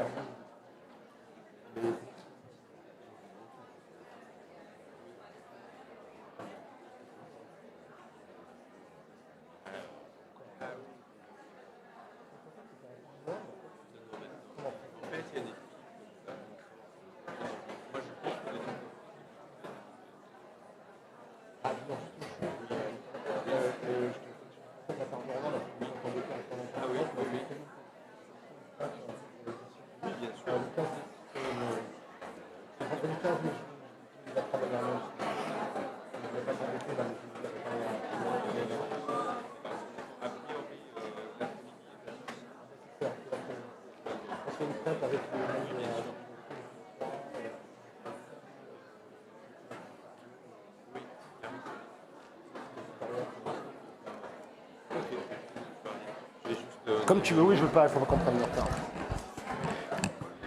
Mesdames, Messieurs, chers collègues, juste avant de commencer, je voulais vous signaler, I wanted to tell you that we found a phone. Nous avons trouvé un téléphone portable, a mobile phone. It might belong to a Dutch person or a Flemish one because it says Donderdag, so I suppose. Okay. We put it with the headsets, so the person who would like to find it, please. It was found in this direction, in this, okay.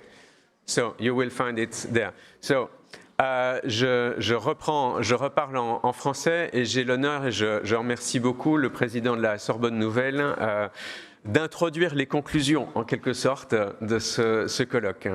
Il s'agit donc de Daniel Mouchard. Merci François. Dear all, dear scholars from all over the world, dear students, dear colleagues, you came from all over the world indeed, so I will just say a few words in English before switching to French, if you permit, but indeed my speech will be very brief since you have seen so lots of work to do in this concluding session. So let me just tell you how happy I am to welcome you all as president of Sorbonne Nouvelle University. I am Daniel Mouchard, president of Sorbonne Nouvelle University. Let me tell you how happy, honored I am to welcome you from all over the world to our beautiful campus and to Sorbonne Nouvelle for this outstanding event. Je vais dire maintenant quelques mots en français, si vous permettez. Non, c'est gentil.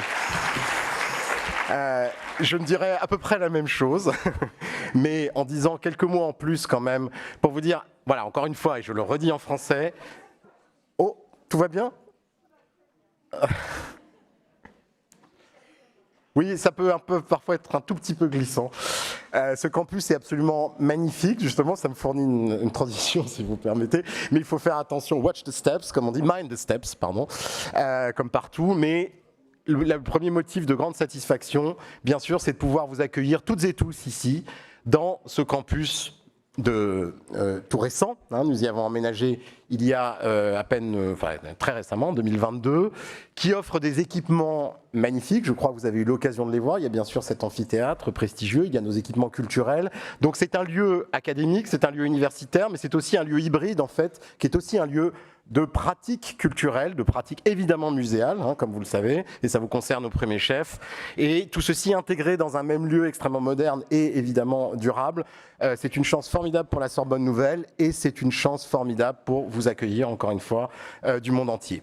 Donc, bonheur et fierté, vraiment, et bravo pour cet événement. Bravo bien sûr à François Mérès, bravo à l'ensemble du comité d'organisation. Merci à l'ensemble des équipes qui ont rendu possible, les équipes de la Sorbonne Nouvelle, bien sûr, tout d'abord, et l'ensemble des équipes bénévoles, participantes, participants, qui ont rendu possible ce très bel événement. Je ne vais pas citer l'intégralité des partenaires et des sponsors, parce que ce serait long et je ne veux pas être long, mais vous les connaissez. François, évidemment, je pense pouvoir les reciter. Donc permettez-moi juste de dire un grand remerciement collectif à l'ensemble des partenaires de cet événement et de vous dire aussi en un mot, très brièvement là aussi, que pour nous cet événement, ce grand colloque international sur les réserves muséales s'inscrit pleinement dans la stratégie scientifique et la politique scientifique de l'université Sorbonne Nouvelle. En effet, parmi plusieurs axes très importants pour l'université, un des axes majeurs sur lesquels nous travaillons, c'est la question des musées, évidemment, est très très présente au sein de notre recherche, cher François, chère Cécile, cher Fabien, l'ensemble des collègues qui y travaillent. Elle est présente dans notre recherche, dans notre politique de formation, et elle est insérée, j'allais dire, dans une question plus générale qui pour nous est la question du patrimoine culturel, du patrimoine en devenir, sur lequel nous avons déposé récemment, Sorbonne Nouvelle, un grand projet, dont François est le porteur scientifique, qui s'intitule « Heritage in the Making, Emerging Strategies ». Donc je crois que vraiment, comment ne raisonner mieux qu'avec évidemment ce que vous faites ici, Current Situations and New Challenges, évidemment tout ceci fait écho. Pour nous, la question du patrimoine culturel, entendu comme un patrimoine en devenir, en réinvention permanente, confronté à de nouveaux défis de tous ordres, politiques, environnementaux, etc., je ne vais pas là aussi les lister, est au cœur de l'université de la Sorbonne Nouvelle, dont la devise est « Université des cultures ». Et évidemment, au sein de ça, la question des musées au sens large, de l'institution muséale, de ses mutations, de sa mise en réseau, de ses ouvertures, de ses publics, de ses contestations, enfin de tout ce que vous savez beaucoup mieux que moi, mais qui me passionne aussi à titre personnel, est au cœur de notre stratégie. Nous avons la chance d'avoir une chaire UNESCO sur la question, dont François Mérès est porteur. Nous avons des dispositifs de recherche, de formation, et nous cherchons constamment à élargir nos centres d'intérêt à cet égard. Voilà en quelques mots pour vous dire que cet événement, c'est un moment heureux, je crois, pour tout le monde de rencontre et de cosmopolitisme aussi scientifique et citoyen. Et c'est très heureux parce que ça fait partie de nos valeurs, mais c'est aussi, ça fait battre le cœur scientifique, intellectuel de la Sorbonne Nouvelle au sein de notre beau campus. Je ne serai donc pas plus long. Let me tell you how happy I am to welcome you here and really to open these concluding remarks, if I may say so. So I wish you a very beautiful, already you had a beautiful symposium, but I wish you for the next session a very beautiful and happy session. Thank you to you all. Bye-bye.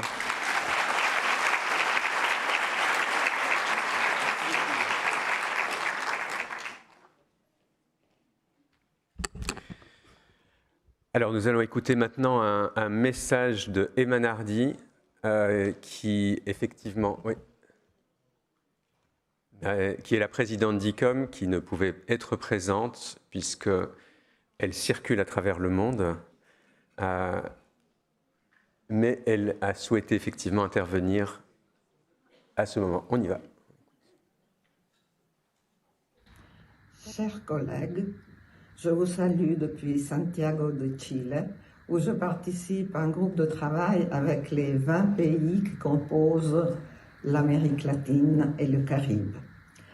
En tant que président d'une organisation qui compte 57 000 membres dans le monde entier, il m'est évidemment impossible d'être à tous les endroits où j'aimerais être en même temps. Mais si je ne peux pas être avec vous physiquement aujourd'hui, les merveilles de la technologie me permettent de partager un message de félicitations pour tout ce qui a été accompli. C'est lors de la conférence générale de l'ICOM à Kyoto en 2019 que la résolution conjointe d'ICOM-CC et d'ICOM-Italie, mesures de sauvegarde et d'amélioration des collections entreposées dans le monde, a été adoptée. Cette importante résolution comprenait la recommandation de créer un groupe de travail sur les collections en réserve. Et heureusement, en 2021, un groupe composé de représentants du Burkina Faso, au Brésil, de l'Inde, de l'Allemagne, de la Nouvelle-Zélande, de l'Italie et de la France s'est réuni sous la présidence de François Mérès. Mais je voudrais ici donner toute ma reconnaissance à Gaël de Guichen, grâce auquel ce travail a été possible. Merci Gaël. Je dois féliciter le groupe de travail pour son activité énergique et ciblée sur le sujet très intéressant, mais parfois un peu négligé des réserves dans les musées. En 2022, le groupe de travail a organisé une table ronde sur les collections en réserve lors de la conférence générale de Prague. Et en 2023, il a lancé une enquête internationale sur les collections en réserve, dont vous avez discuté les résultats ces derniers jours. Je crois savoir qu'à la suite de cette conférence très réussie et très suivie, le groupe de travail sur les collections en réserve a l'intention de demander de devenir un comité international spécialisé de l'ICOM. Le conseil d'administration et moi-même sommes impatients d'examiner cette demande. L'ICOM se concentre sur la collaboration et le partenariat entre les professionnels des musées au niveau mondial. Et je dois donc reconnaître les partenaires importants qui ont rendu cette conférence possible. Merci au Comité international pour l'architecture et les techniques muséographiques, ICAMT, qui s'est associé au groupe de travail sur les collections en réserve. Et un grand merci à M. Daniel Mouchard, président de l'Université Sorbonne Nouvelle, et à tout le personnel et aux étudiants de l'Université Sorbonne Nouvelle qui ont accueilli cet événement important. Enfin, j'aimerais remercier tous les membres du groupe de travail sur les collections en réserve qui représentent directement l'éventail des compétences et de l'expertise du réseau de l'ICOM. Safo Mokhtar, Burkina Faso, Ambika Patel, ICOM ASPAC, Alessandra Labate Rosso, ICAMT, Alba Letts, New Zealand, Christophe Lind, ICFA, Maria Lucia Ferruzza, Italie, Gaël de Guichen, ICOM-CC, et bien sûr le président François Mérès. J'espère que les travaux importants entamés ici aujourd'hui se poursuivront pendant de nombreuses années. Encore un grand merci à tout le monde et au revoir à Paris.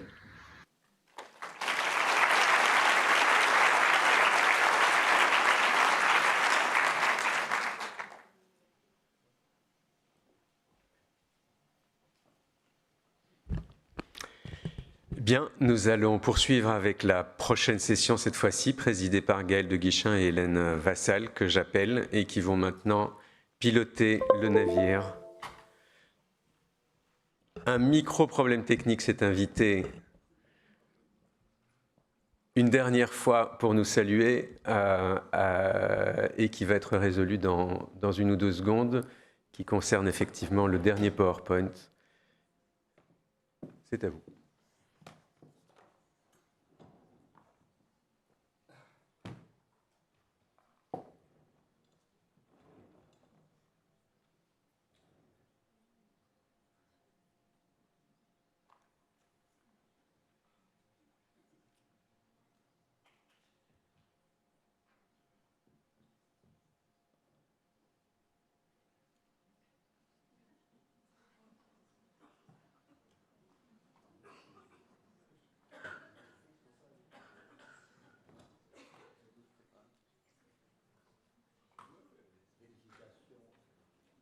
félicitations aux courageux qui sont restés jusqu'au bout. Et pour ceux qui ne sont pas restés, ouh!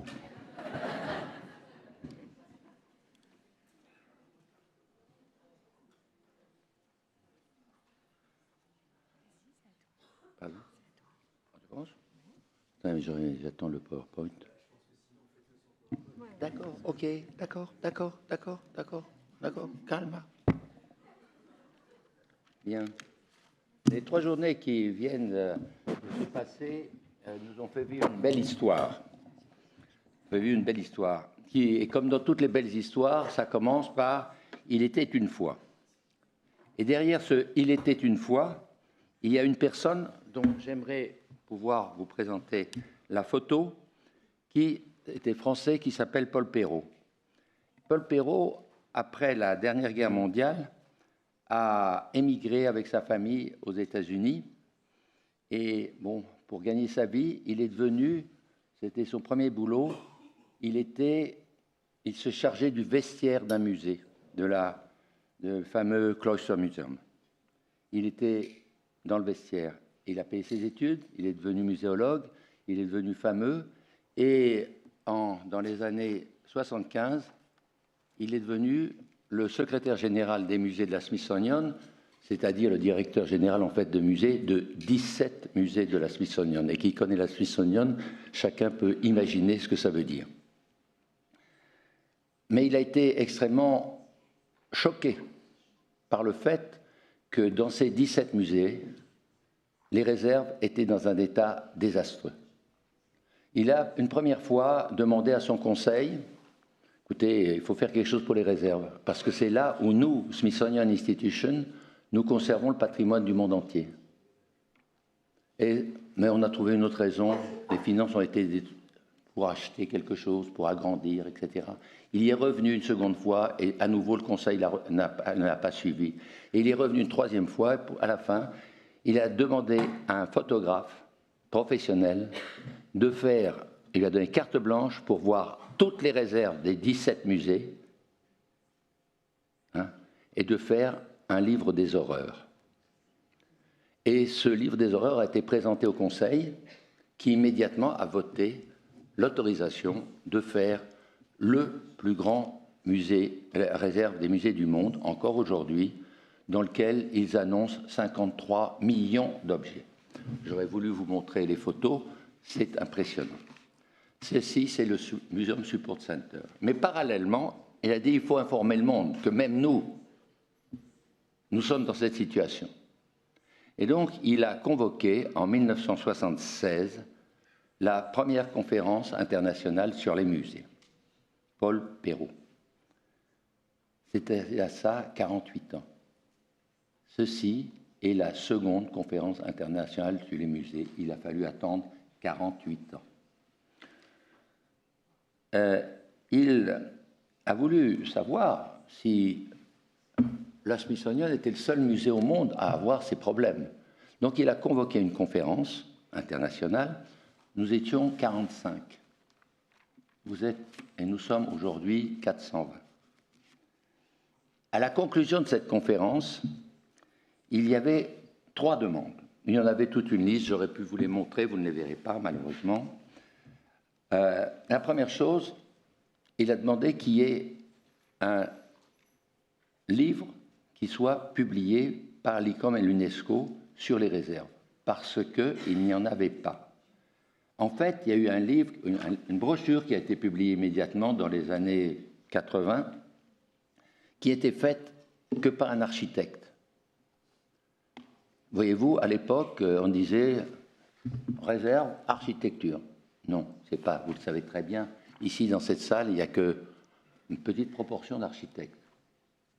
Et les autres, vous êtes conservateur, vous êtes archéologue, vous êtes préventeur, vous êtes restaurateur-conservateur, vous êtes régisseur, vous êtes scientifique, vous êtes professeur universitaire. Donc finalement, il a fallu 48 ans pour avoir ce livre-là, qui a été présenté hier soir par Igaël et Tiziana. Merci à Igaël et Tiziana, qui sont les premières à avoir un livre où il y a 2 auteurs, mais en fait, il y a une quinzaine de personnes qui ont écrit. Parce que les réserves, c'est un travail d'équipe. Et si, ça a été le premier résultat. Mais il a fallu attendre 48 ans. Il a fallu aussi, il a demandé qu'il y ait une seconde conférence. Il a fallu attendre 48 ans, et la voici. Et maintenant, ce qui est magnifique quand on voit toutes les personnes qui sont ici, c'est de voir les origines différentes et les discussions qu'il y a eu. L'enrichissement, les découvertes qu'on a pu avoir grâce aux échanges que nous avons pu avoir. Et puis, la troisième chose, il avait demandé la création d'un comité international. Création d'un comité international pour les réserves. À l'époque, l'ICOM n'avait que 10 000 membres. On est maintenant, il vient d'être dit par Emmanuel Hardy, nous sommes 55 000. Il y a cette demande de créer un comité international pour des raisons diverses et variées que je ne mentionnerai pas, n'a jamais pu être fait. Peut-être qu'aujourd'hui, comme l'a dit Emmanuel Hardy, peut-être qu'aujourd'hui, cette demande va être finalement acceptée par l'ICOM. Mais il a fallu attendre 48 ans. Je pense, j'ai une pensée émue pour le travail de pionnier qu'a fait Paul Perrault, qui malheureusement est décédé il y a de ça quelques mois. Maintenant que je vous ai évoqué le passé, il faut évoquer le présent et évoquer le futur. Donc, vous avez tous assisté à aux séances, aux 10 séances plénières, et vous avez assisté à seulement 3 ou 4 des sessions parallèles qui étaient essentielles pour permettre aux 220 personnes qui avaient envoyé des abstracts de participer d'une manière ou d'une autre, de présenter leur sujet. Vous n'avez pas pu assister à toutes ces... Et vous le regrettez, et je le regrette moi-même. Où on assistait à une, où on papillonnait un peu, on piquait par hasard quelque chose d'intéressant. Donc, il a fallu des personnes qui fassent le travail pour nous, qui soient présents pour nous. Ces personnes-là, que vous n'avez peut-être pas noté, parmi les participants aux différentes sessions, parmi les volontaires ici qui nous aident, il y avait des doctorants de la Sorbonne Nouvelle et il y avait des doctorants de l'école franco-allemande. Ces doctorants silencieux, dans leur coin, ont pris des notes sur tout ce qu'ils ont vu, tout ce qu'ils ont entendu, tout ce qu'ils ont compris. Comme ils sont doctorats, évidemment, ils ont tout compris. Ça, c'est évident. Mais il a fallu, donc, ils ont pris ces notes. Et c'est eux qui, ici, vont maintenant vous présenter les résultats de leur travail et de leurs observations. Alors, ce sont ce qu'on appelle les rapporteurs. On va leur laisser. Voilà. Ben, vous avez leur nom. La technique est arrivée. C'est rien. Vous voyez ?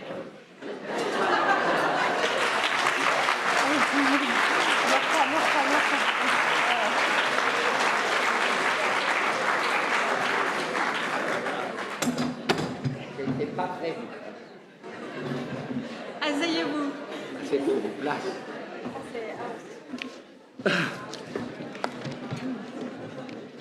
Bon, vous ferez attention. Hein. Oui, faites attention. Bien. Alors, vous avez eu... Pardon. Je vais mettre là-bas. Voilà.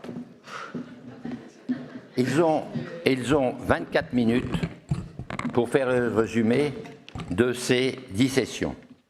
Donc, on va commencer par la session, les 3 sessions, les réserves aux prix du territoire, la session collection et la section espace en transformation. C'est un doctorant en muséologie, Naoman Allon qui va présenter. Naoman, à vous. Merci beaucoup. I will talk in English. So the first session, les réserves au prisme du territoire.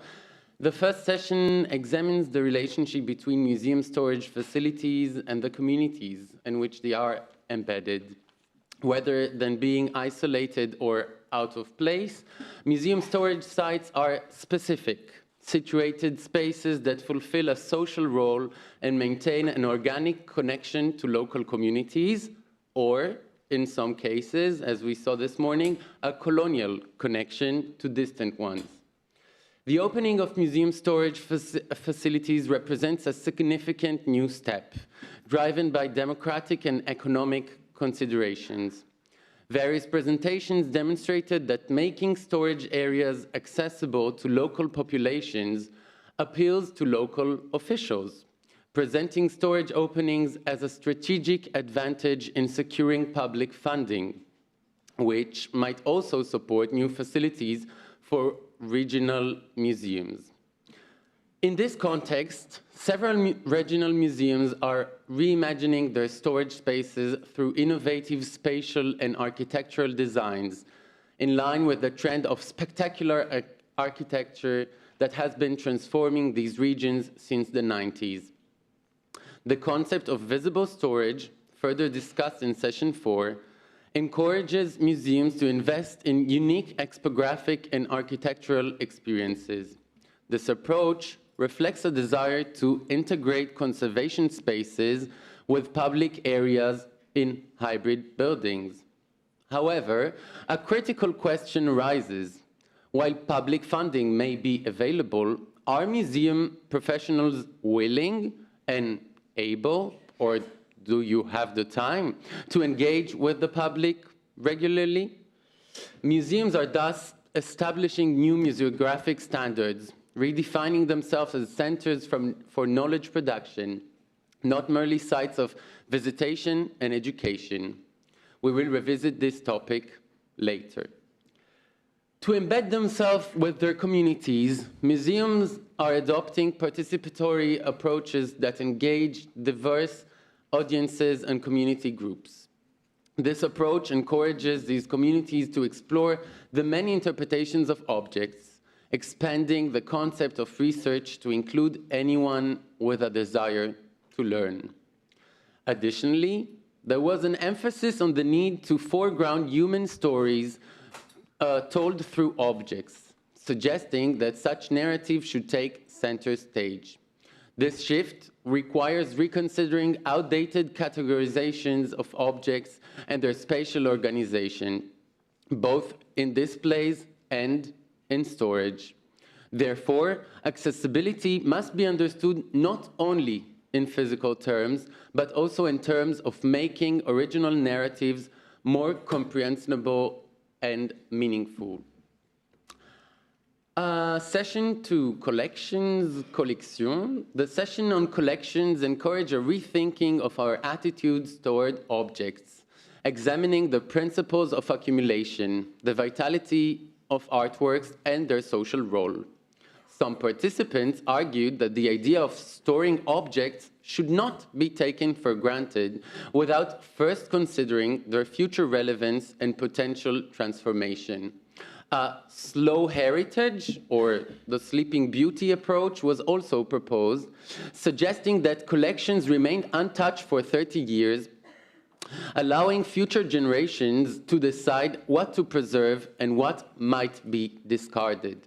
This method raises essential questions.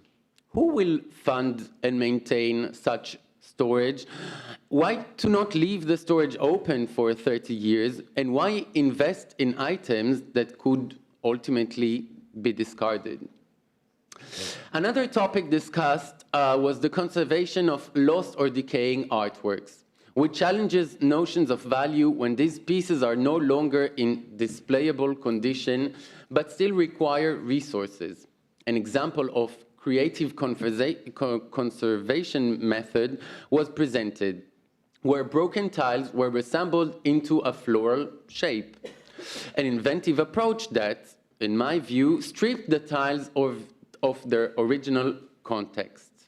This raises critical concerns about the future of artworks. If an artist's work can be transformed after acquisition, how might this affect trust between artists and institutions?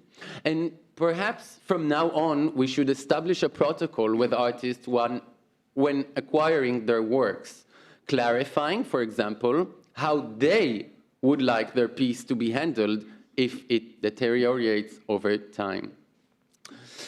Collections not only display items, but also shape collective identities and address contemporary issues. One speaker referred to objects in a collection to zombies, dead most of the time, but revivable when necessary.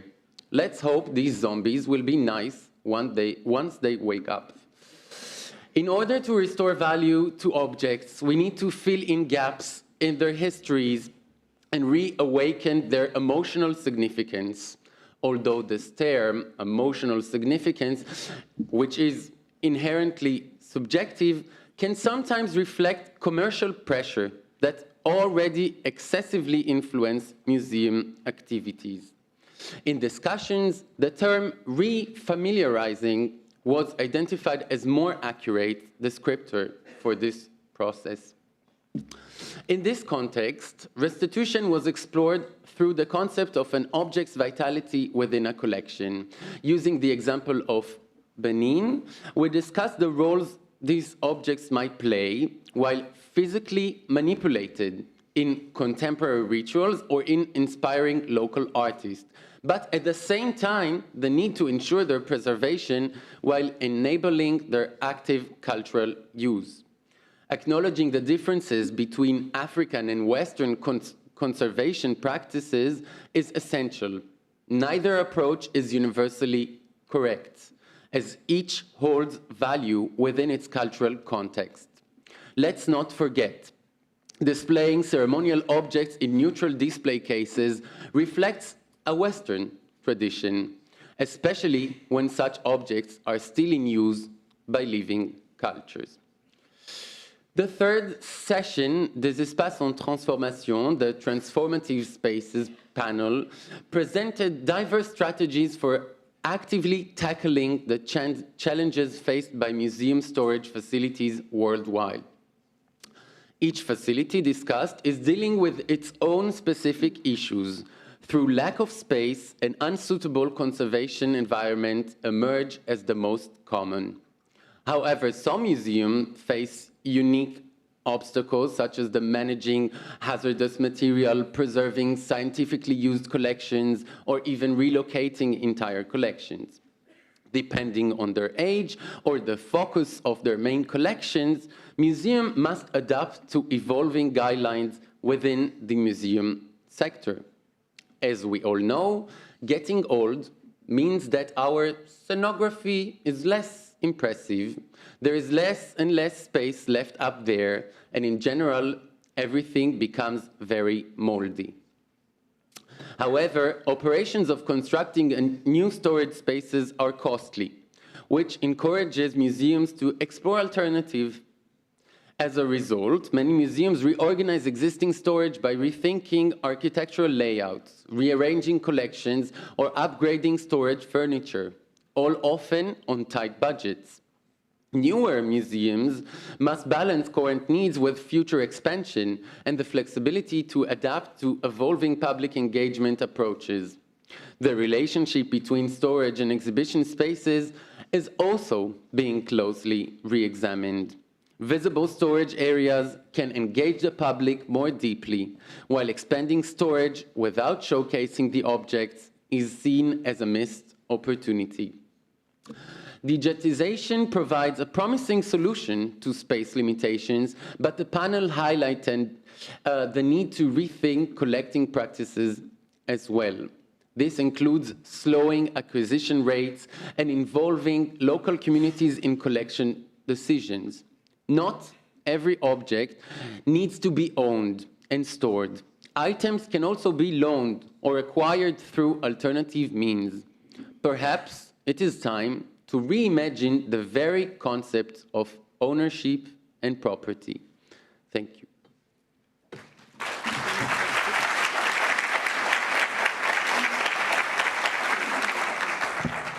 Bravo et félicitations.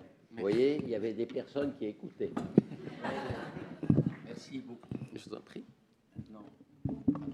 Oui. Alors, on va voir maintenant avec Clara Casobiel. Je la remercie particulièrement parce qu'elle a préparé cette session en contactant tous les collègues, etc. Je la remercie infiniment. Donc Clara, qui elle aussi est doctorante en muséologie, va parler des sessions 4, 5, 6 et 7. Je lui laisse la parole. Merci Clara. So we continue with the topic of open storage, a recurring theme these 3 days, as it now seems challenging for museums to avoid opening to the public. Museums generally express a positive outlook on visitor experience with open storage. Not only in this session, but across multiple discussions, few museum representatives voiced any sense of failure regarding this approach. A bibliographical review highlighted reaction of enchantment when discovering the museum reserves, which they call a mystical place, house of treasure, a place accessed only by those who have the privilege.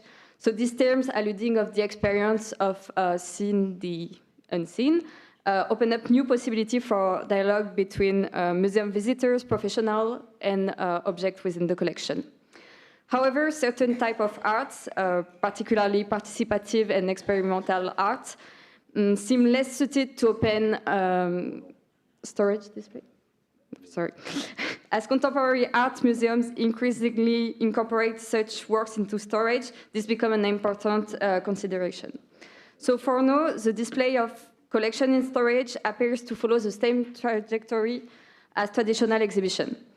In many cases, the new museographic code introduced does not seem so new. It's essential to note that the exhibition logic has now extended to the storage space, prompting us to maintain a critical approach perspective on display choices. So, like in exhibition, nowadays, local communities are being consulted, educational programs are introduced, and interactive activities are developed within the storage space. During the 10th session, I also mentioned here, it was mentioned that the shift to open storage space creates opportunities for visitors to reconnect with objects that have been transformed from personal belongings to public and national artifacts.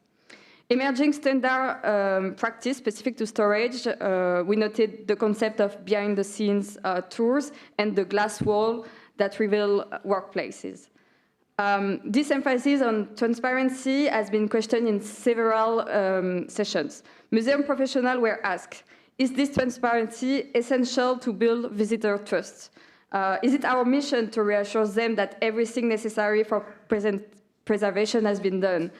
Are storage area bustling with activity, or should we acknowledge the inherent stillness and silence? While these questions were raised, often by researchers, they were not directly answered, but they did seem to offer food for thought to professionals. So the following session, which provided a panorama on national survey, highlighted efforts in evaluation and assessment from museums worldwide. Additionally, several attendees noted that it often requires a survey to persuade collection management of necessary action. So the survey revealed several trends. Firstly, a shift in the distribution of work within the museum. At one point, the discussion centered on the need for conservators to be more involved in decision-making processes. However, not all museums have conservators, and in such cases, discussion explored how to train volunteers in tasks such as cleaning, inventory, management, and working with museum documentation. So secondly, there is also a rising issue with the need to manage the risk associated with opening these spaces. It's well known that biocides and pesticides pose health risk to museum staff working in storage areas. Those dangers must be considered when discussing the opening of storage area to the general public. I must say that in various discussions, numerous museums talk about this subject during the conference, giving the impression that risk managements were seriously assessed. Finally, shared storage initiatives are emerging as an important trend for enhancing cost efficiency and ensuring high-quality conservation measures. The benefits of regional centralized storage facilities and shared technology were also emphasized. Several participants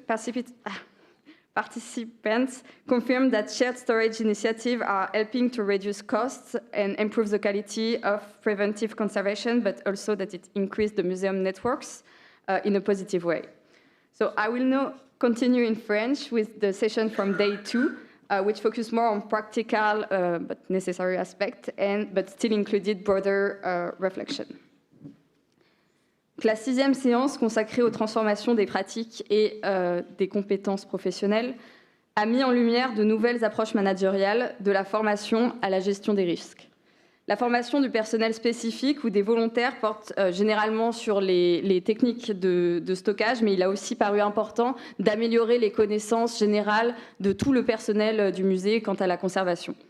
On note que la coopération internationale, et c'est un sujet qui revient beaucoup lors de cette deuxième journée, plus pratique et plus technique, s'est avérée utile afin de former les nouvelles générations. Plusieurs protocoles de formation ont été présentés, que ce soit au sein du musée ou de manière externalisée, mais tous ces protocoles avaient pour ambition d'être exportables et applicables à d'autres musées. Donc, plusieurs problèmes spécifiques ont été relevés au cours de la séance. Déjà, la mutation des pratiques engendre de nouvelles techniques, parfois au dépit de savoirs anciens qui font également partie du patrimoine du musée. Il est intéressant de voir que parallèlement à cette inquiétude qui était surtout présente dans les musées occidentaux, d'autres musées montrent comment réintégrer des techniques locales au-delà des méthodes de conservation dites occidentales. Donc, reproduire des méthodes traditionnelles qui ont permis de conserver les documents et les objets jusqu'à présent peut mettre en valeur un certain patrimoine et avoir des coûts moindres. On note aussi une prise de conscience, comme je le disais sur la séance précédente, sur la gestion globale des risques. La présence d'objets dangereux ou de substances dangereuses dans la collection pose un problème pour de nombreuses institutions. Il est donc essentiel que les musées se partagent les mesures préventives qui sont développées. Enfin, pour les musées confrontés à des demandes de restitution ou de rapatriement, il est essentiel de travailler en étroite collaboration avec les partenaires locaux. Des exemples ont montré la nécessité d'adopter un cadre juridique encadrant les restes humains et les biens organiques des populations locales. Par ailleurs, il m'a paru intéressant de noter que le cadre légal a peu été évoqué dans les sessions parallèles. Pourtant, le musée n'échappe pas aux régulations. On se demande donc comment ces différences de législation entre les pays affectent les conditions de réserve. Je vais finir par la 7e session. Dans la continuité des mutations professionnelles, la session s'est penchée sur la réorganisation des réserves, de la gestion à l'inventaire d'un point de vue plus institutionnel. Donc, la frénésie des mutations des réserves apparaît au fil des présentations. Tout type de problématique donne lieu à des réorganisations, des réserves non adéquates pour la typologie d'objets, des incidents répétés ou le manque de place. Cette session a permis de mettre en avant les besoins spécifiques de musées de taille et de sujets différents. Donc, les grands musées sont confrontés à l'énormité de leurs réserves, comme vous le savez. La métaphore de l'éléphant a été évoquée par une des interventions qui montre la nécessité d'avoir des protocoles clairs pour traiter des réserves qui contiennent parfois des millions d'objets. L'architecture du bâtiment, les nouvelles normes qui correspondent à de nouveaux risques et enfin la constitution de bases de données pour l'avenir sont les points les plus mentionnés. La coopération régionale entre moyennes et petites institutions est également mise à l'honneur pour, certes, optimiser la logistique, mais également pour faire marcher un réseau de recherche et de communication. La centralisation de ces réserves permet aussi d'unifier les normes et les processus de conservation. Enfin, certains musées manquent de personnel professionnellement formé dans la conservation de réserves. Donc, la méthode REORC que nous allons discuter plus en détail semble réellement permettre de relever certains défis, même lorsqu'elle est partiellement exécutée.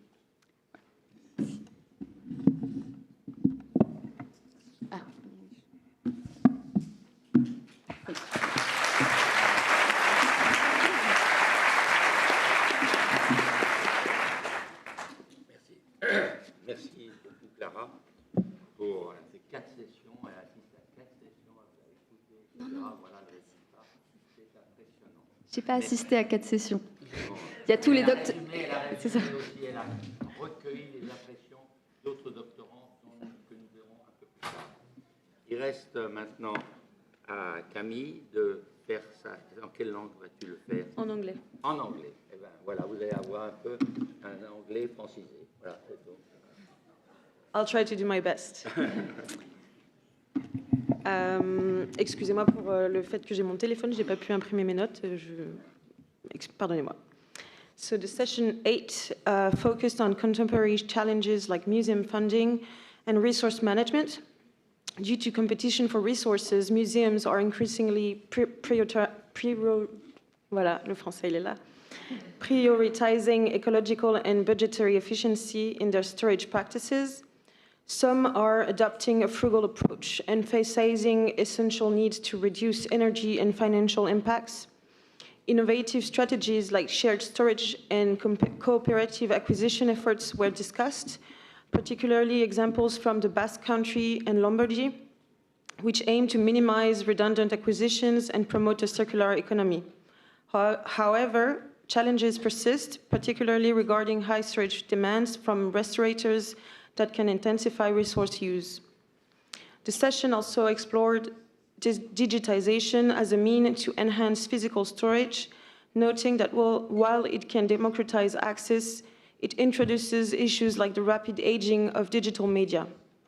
Ultimately, it was agreed that digitization should complement rather than replace physical storage, prompting a reevaluation of storage value. The session 9 was on the reorg method and how it was applied in different museums. Half of the attendees had already implemented a reorg project in their institutions. The session highlighted increasing inter-museum cooperation with the methodology applicable to both small and larger museums, particularly during training phases.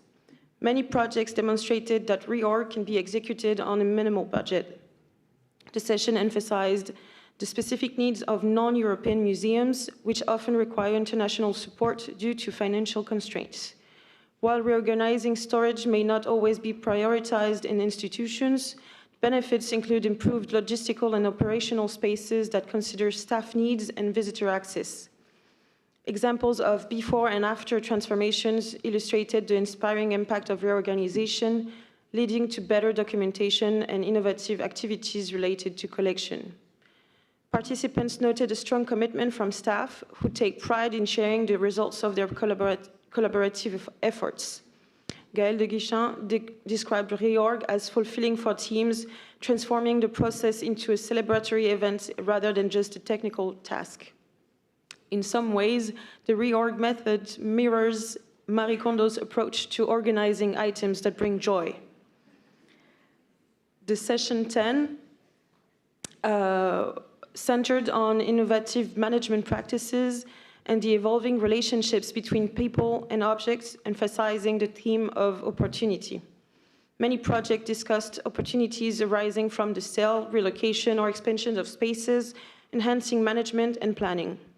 Direct opportunities included new facilities, while indirect benefits involved improving documentation, advancing digitization, streamlining technological workflows, and fostering connection among staff, visitors, and collections.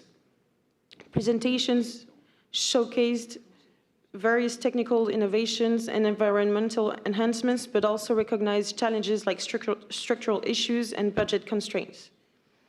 Unique challenges for staff were highlighted, for example, concerning conservation conditions in open storage, which can affect employee well-being. The transparency of open storage aimed at increasing public access also raises concerns about workers' privacy that merit further investigation.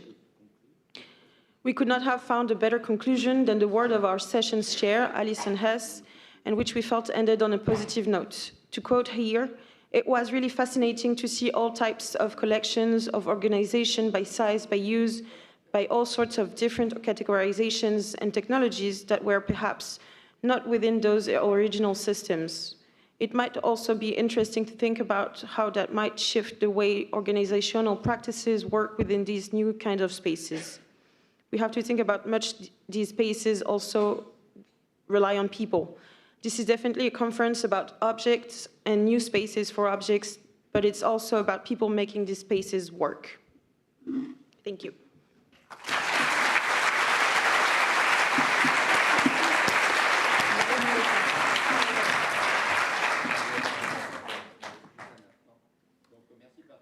Camille, mais aussi à vous. Pardon, veuillez m'excuser. Donc merci à vous trois. Je sais que vous avez recueilli donc les impressions d'autres collègues. Je serais content s'ils viennent ici pour que vous mettiez des visages. Parce que les réserves, ce n'est pas des objets, ce sont des visages. J'aimerais voir les visages de des autres doctorants qui ont pris des notes. Où sont-ils? J'avais demandé qu'ils soient au premier rang. Vous voyez, ils se sont planqués, ils sont modestes. Venez, allez, viens au nom des autres. Allez, viens. Viens.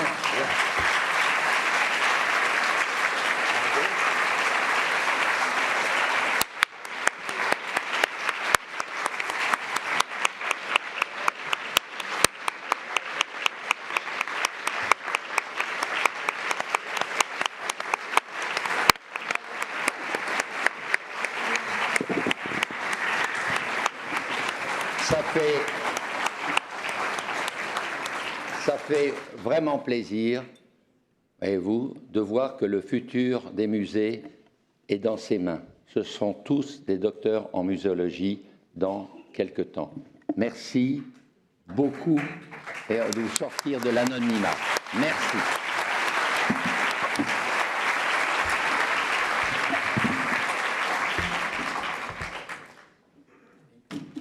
Oups.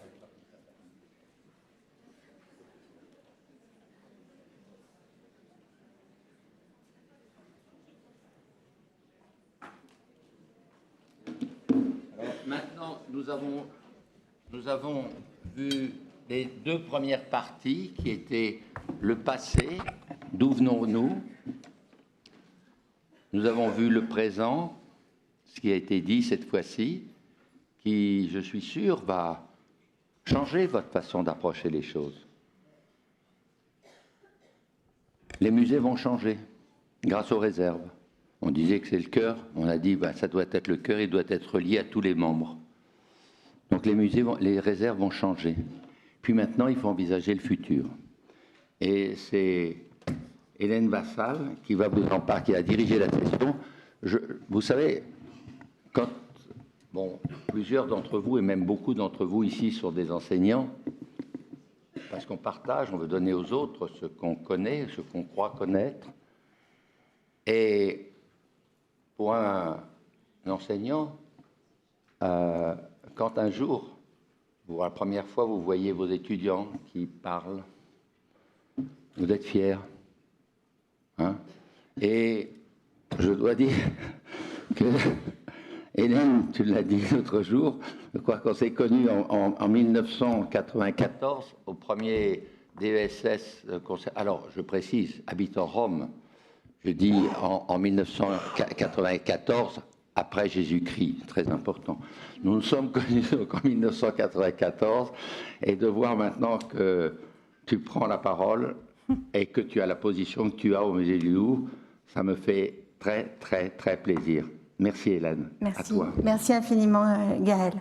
Je suis un peu émue, mais c'est normal. On arrive au terme de cette conférence et c'est donc le moment de conclure et de tracer un chemin.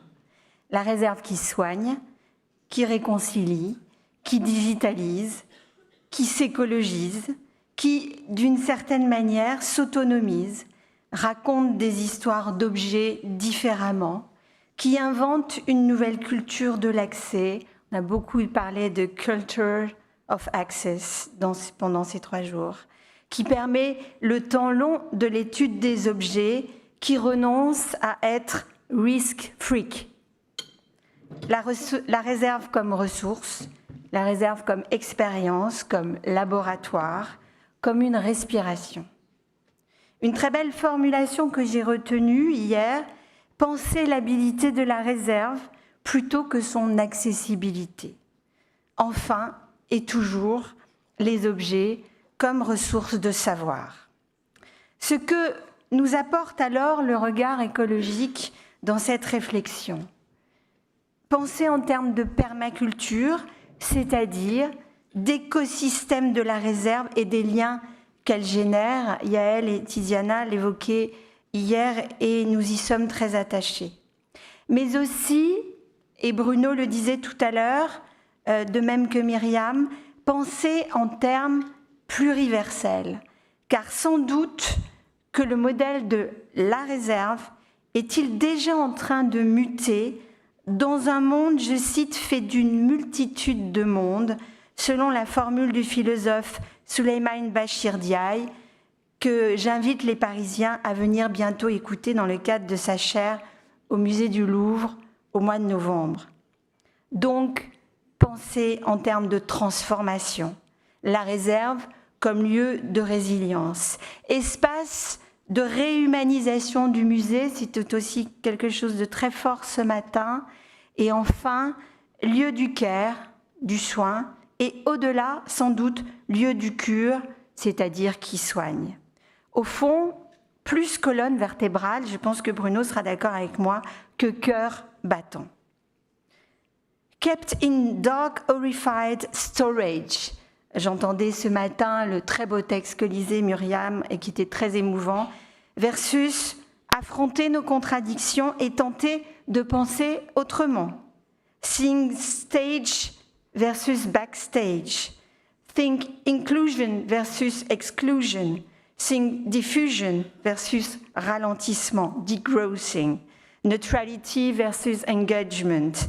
Individual versus collective. Repatriation and decolonization versus heritage, tradition.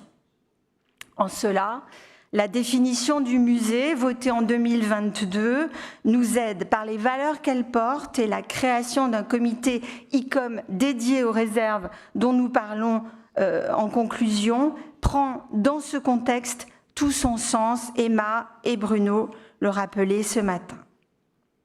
Je voudrais ici saluer le travail sans relâche de Gaël de Guichin pour installer et rendre possible ce projet depuis si longtemps et du groupe qui s'est constitué autour de lui. Et j'aimerais que ceux et celles qui étaient présents dans ce groupe se lèvent dans cette salle pour qu'on puisse les remercier tous collectivement. Levez-vous, ils sont un certain nombre.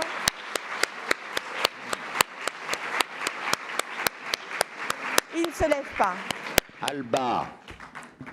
Alba, où es-tu? Je ne la vois pas. Alba. Voilà, Alba, voilà. Alba vient de Nouvelle-Zélande, 48 heures pour venir ici. Voilà Alba. D'Allemagne, où est-il? Il est au premier rang d'habitude. Christopher Lint, il n'est pas là, mais peut-être qu'il a regagné son Allemagne natale. Ils sont timides. Du Brésil. Où est-elle? Voilà, ah ben Christophe est là. Stand up, please. Stand up, stand up, stand up, stand up, stand up, stand up, stand up.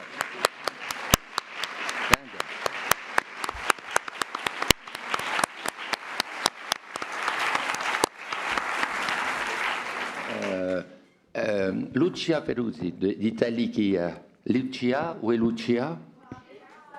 Stand up, stand up. Bon,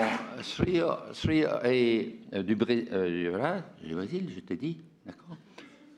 Il y avait aussi 3 collègues qui ne sont pas pu venir d'Afrique, Mokhtar Sanfo du Burkina Faso, d'Inde, la présidente d'ICOM Inde. L'Inde est un peu loin, donc on ne l'a pas vu fréquemment. Et puis le représentant nommé par l'ICOM, qui était membre du bureau, notre ami chinois Fao, Cheng Fao. Et puis évidemment notre président, mais on en reparlera, François Mérès. Ce sont donc nous 8 qui avons, durant ces 3 dernières années, satisfait cet espoir de Paul Perrault de créer une seconde conférence. Donc j'ai eu la chance de travailler avec eux et vraiment, je dois dire qu'on n'a pas toujours été d'accord. C'est normal. Le travail d'équipe, c'est pas être toujours d'accord, mais à la fin, on a été d'accord et on a porté le projet. Donc, merci à tous et qui m'ont accompagné et qui m'ont supporté. Je voudrais aussi qu'on salue l'engagement de François. Tu le disais, François, je ne sais pas s'il est dans la salle, là. Je ne le vois pas. Et bien sûr de ses étudiants, ainsi que du comité d'organisation et des partenaires du projet. Je ne sais pas si vous êtes dans la salle, mais ça mérite des applaudissements.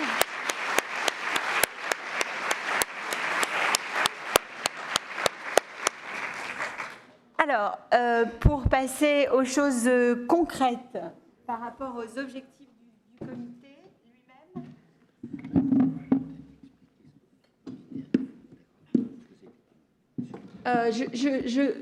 Je pense que vous connaissez tous les comités internationaux de l'ICOM qui se structurent en groupes professionnels autour soit de thématiques, soit de composantes métiers. Et le processus de création d'un comité est toujours assez long et complexe, on pourra dire. Pour faire partie du groupe et du comité Sustain qui a été créé à Prague au moment de l'Assemblée générale, on sait que ce sont des processus qui nécessitent un engagement collectif fort. Le groupe de travail donc, a travaillé sur les objectifs du comité que je vais ici vous livrer. Ils sont au nombre de 7.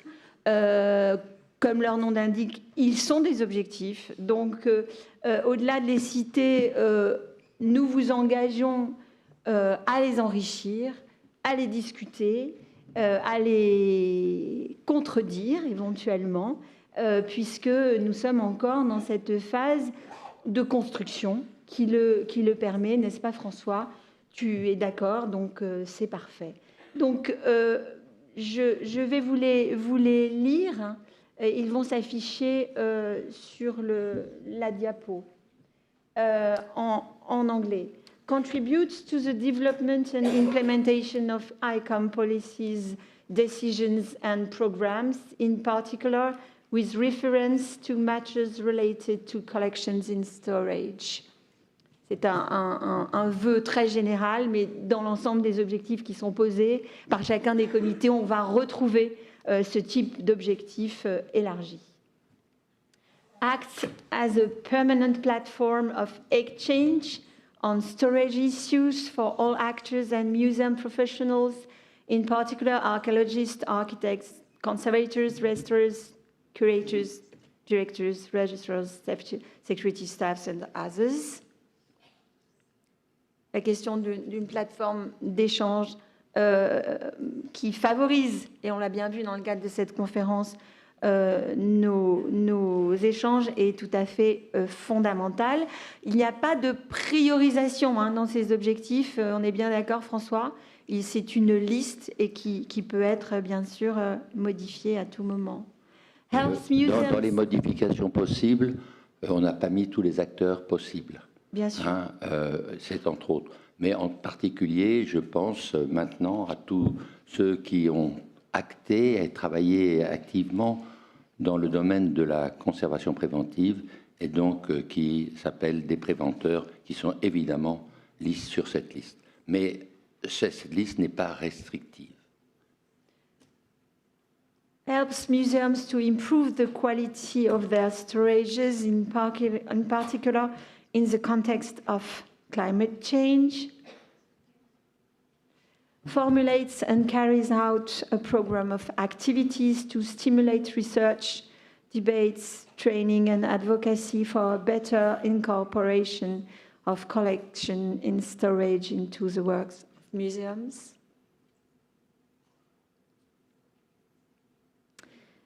Disseminates knowledge and ideas through peer-reviewed publications, newsletters, or through any other means as decided by committee. Cooperates with national committees and regional organizations of ICOM and with other international committees and affiliated organizations in matters related to the committee's specific mandate and to the broader interest of ICOM. And finally, encourages with precise actions museums to open their storage to the public or to publics. So this is it.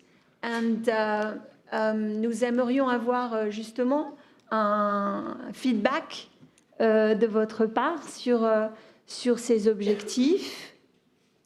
Est-ce que nous en avons oublié certains? Oui, allons-y. Un micro.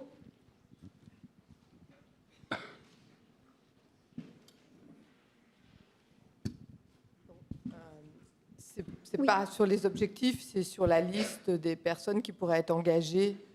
Voilà. Alors, j'ai bien compris qu'elle n'était exclusive de personne, mais je pense un petit peu au nom aussi de tous les préventeurs qui sont là et qui mériteraient peut-être d'être nommés spécifiquement dans cette liste.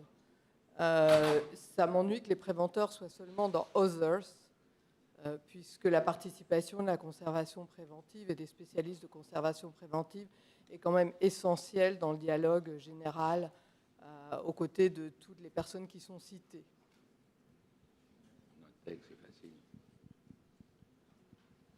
Merci Véronique. Je vous les remets à l'écran parce que ça, vous allez peut-être vouloir prendre le temps de les lire.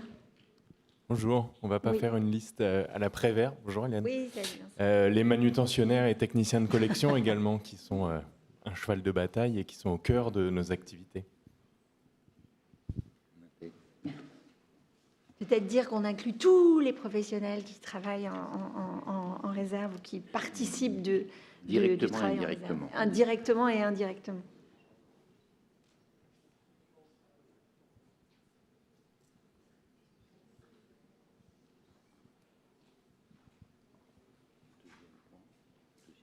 Ça, c'est le deuxième. Ça, c'est le deuxième, oui. La question de la plateforme d'échange est très importante parce qu'on voit bien que les réseaux aujourd'hui se constituent via des plateformes qui peuvent être générées. C'est un des gros enjeux aujourd'hui pour Sustain, par exemple, que de créer une plateforme parce qu'on se rend compte que le besoin, on l'a bien vu ces 3 jours, d'échange, de partage de ressources, de partage d'informations. Le débit informationnel qu'on a sur toutes ces questions, il faut qu'il se retrouve quelque part et qu'on puisse organiser l'échange d'informations et les ressources autour de ces sujets. Je pense que ce n'est pas un objectif qui fait débat. Il est assez... Oui, je t'en prie.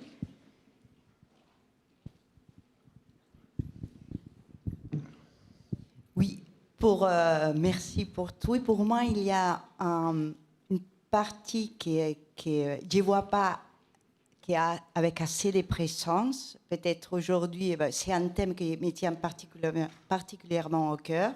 Peut-être aussi parce qu'aujourd'hui, comme espagnol, je vois ce qui se passe en Espagne, mais le rôle des dépôts comme lieu pour accueillir des œuvres dans des moments de crise et de désastres a été pas assez touché et développé dans ces jours de travail. Merci.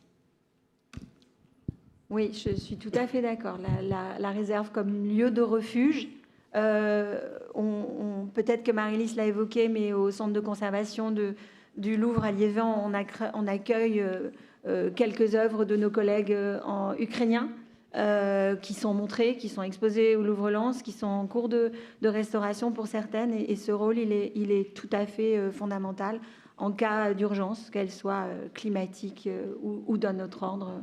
Je suis absolument d'accord avec ta remarque. Oui, s'il vous plaît. Je suis un peu dérangé, mais comme c'est le moment de parler, sinon c'est dans 48 ans. C'est rigolo. Ouais. Et, la liste qu'on fait, même à la privée, semble trop tourner vers les techniciens des réserves. Je voudrais parler d'une petite expérience et d'une orientation que nous avons en ce moment au Bénin et qui nous vient aussi de la réflexion sur la loi en France sur les restes humains. Qu'après analyse, nous y trouvons aussi des reliques. Qui dit relique dit quelque chose de particulier, quelque chose qui touche à l'intimité des gens. Et nous avons décidé de ne plus exposer, évidemment, des restes humains, c'est interdit maintenant par la loi, mais les objets qui relèvent des reliques, de les garder en réserve et de les réserver à un public particulier qui en fait la demande. Ce n'est pas des chercheurs, mais des gens qui sont intéressés à aller se recueillir, réfléchir devant des reliques. Et il n'y a pas d'espace dans les expositions pour ça.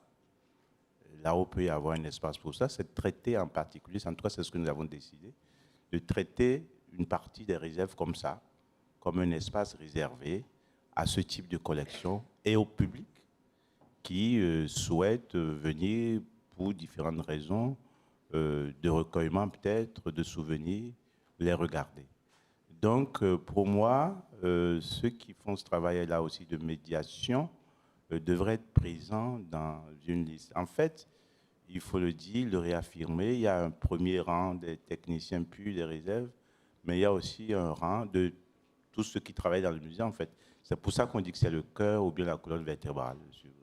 Ça embrasse tout le monde. Il faut trouver une façon de dire ça. Merci.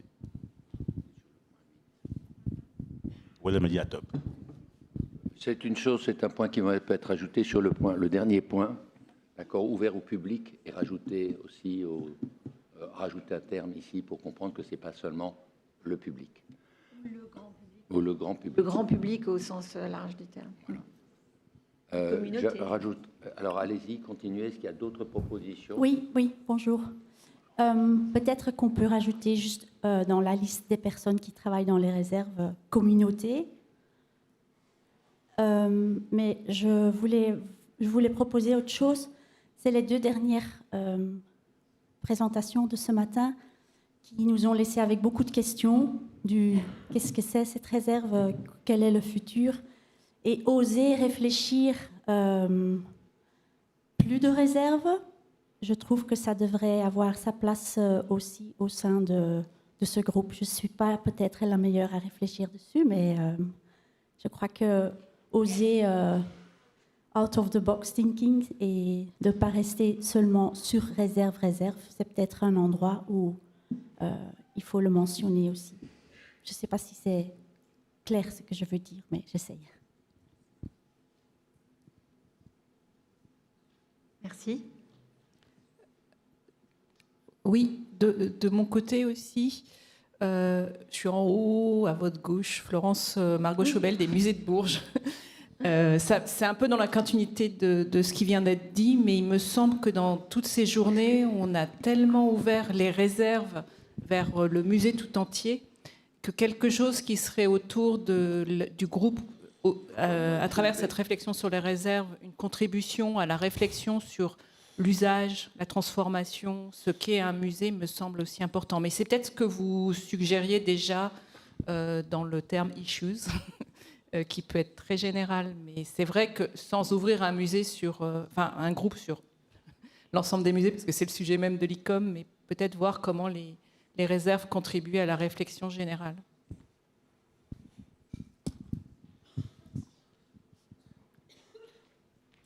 OK. S'il vous plaît, quand vous parlez, levez-vous pour qu'on... D'accord, présentez-vous et levez-vous. Merci beaucoup. Okay, here I am. Hello, here. Yes, here. Thank you. My name is Nina, I'm from Sweden. Back to the list again.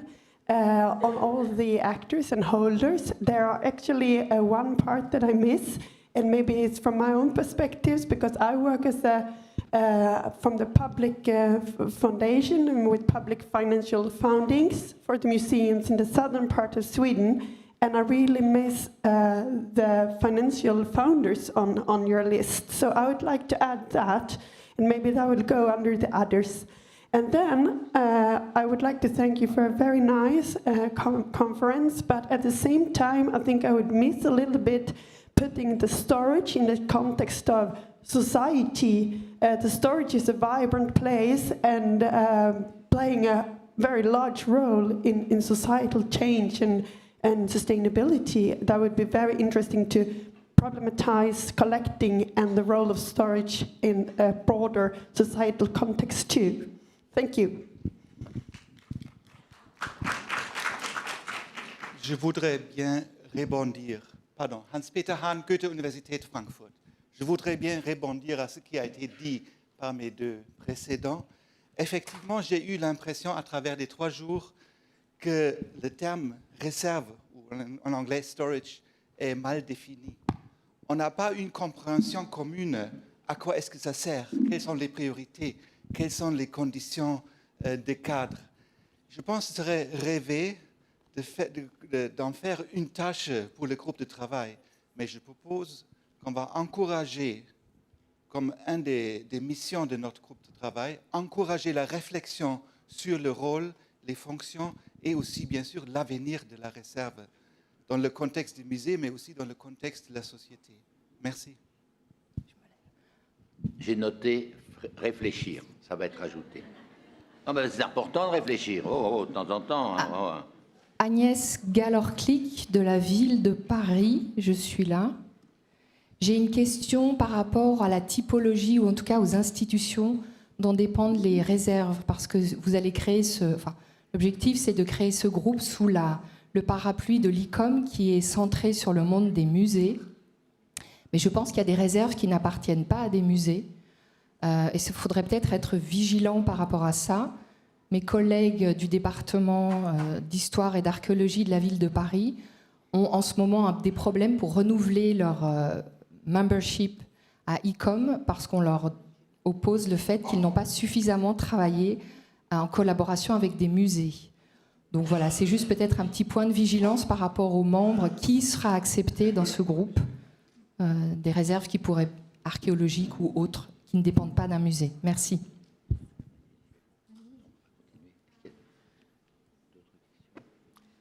Cristina Fiordimela. J'ai proposé le mot refamiliarisation dans le contexte, dans la séance de collection. Et à partir de ça, que je considère comme un début plutôt qu'un arrive, je propose, ces mots, ils proviennent aussi de discussions avec des philosophes et des historiens d'art.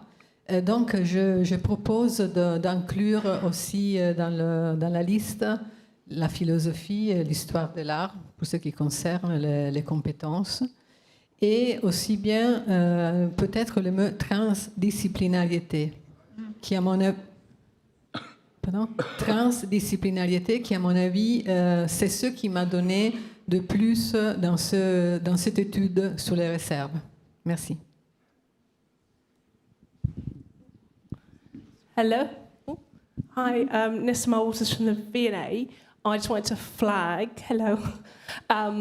We've talked a lot about physical things in storerooms. I think it'd be good to include some of our digital born and hybrid material and thinking about how we're storing those, but also how we're opening them up to the public in our stores or around our stores as well. And just on another note about opening up to the public, it'd be lovely if this group could act as a base for data so that all of us have got a data-driven approach so that when people are saying you shouldn't open your stores, we can share experiences and data as the basis for our decisions. Thank you. Bonjour, Marine, ici, en face. Marine Crouzet, je suis restauratrice d'objets archéologiques et je rejoins Agnès sur l'importance d'élargir le groupe à d'autres types de réserves. On est vraiment confronté à des problèmes similaires dans les réserves archéologiques et qui ne sont pas rattachés à des musées. Et je voudrais aussi peut-être ajouter l'intérêt d'inclure la réflexion sur les réserves dans la formation, que ce soit la formation en régie ou en conservation-restauration ou en muséologie, etc. Moi, j'ai l'impression d'avoir pas eu assez d'informations, que ce soit juridiques, philosophiques, sur les réserves. C'est vraiment un flou dans les programmes, je trouve. Oui, allez-y, applaudissez, n'ayez pas peur. Oh, ça fait pas de mal, ça agite un peu, quoi. Bon, je prends la parole. On voit que vous avez, c'est très intéressant, vous élargissez le rôle de ce comité. Je ne dis plus groupe de travail, hein, je parle comité maintenant, on n'est plus un groupe de travail.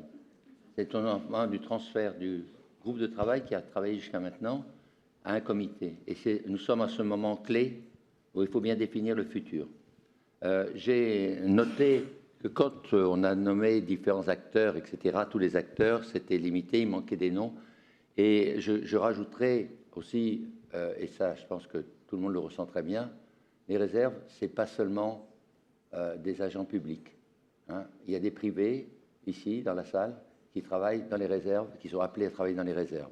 Donc, quand dans cette liste qui est de personnes, etc., qui va être élargie, comme ça a été demandé, je pense qu'on rajouterait agents tant publics, qui travaillent tant pour le public que pour le privé.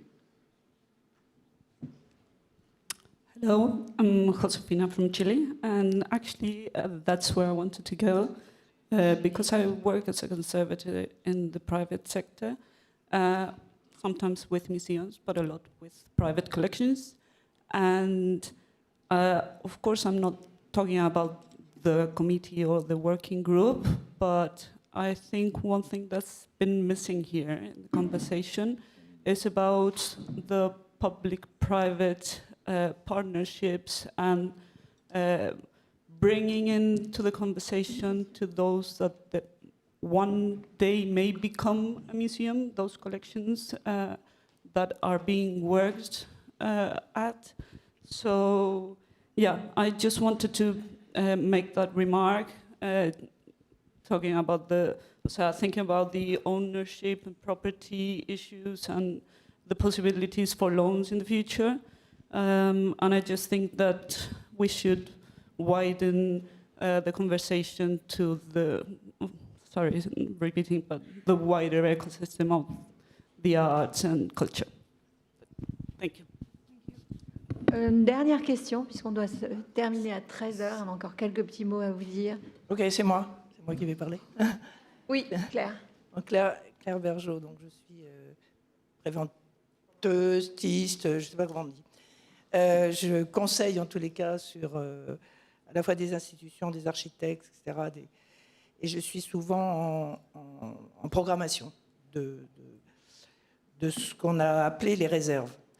Et donc, ce qu'on a appelé les réserves. Donc je voudrais juste qu'on parle de terminologie, parce que je pense que c'est très intéressant.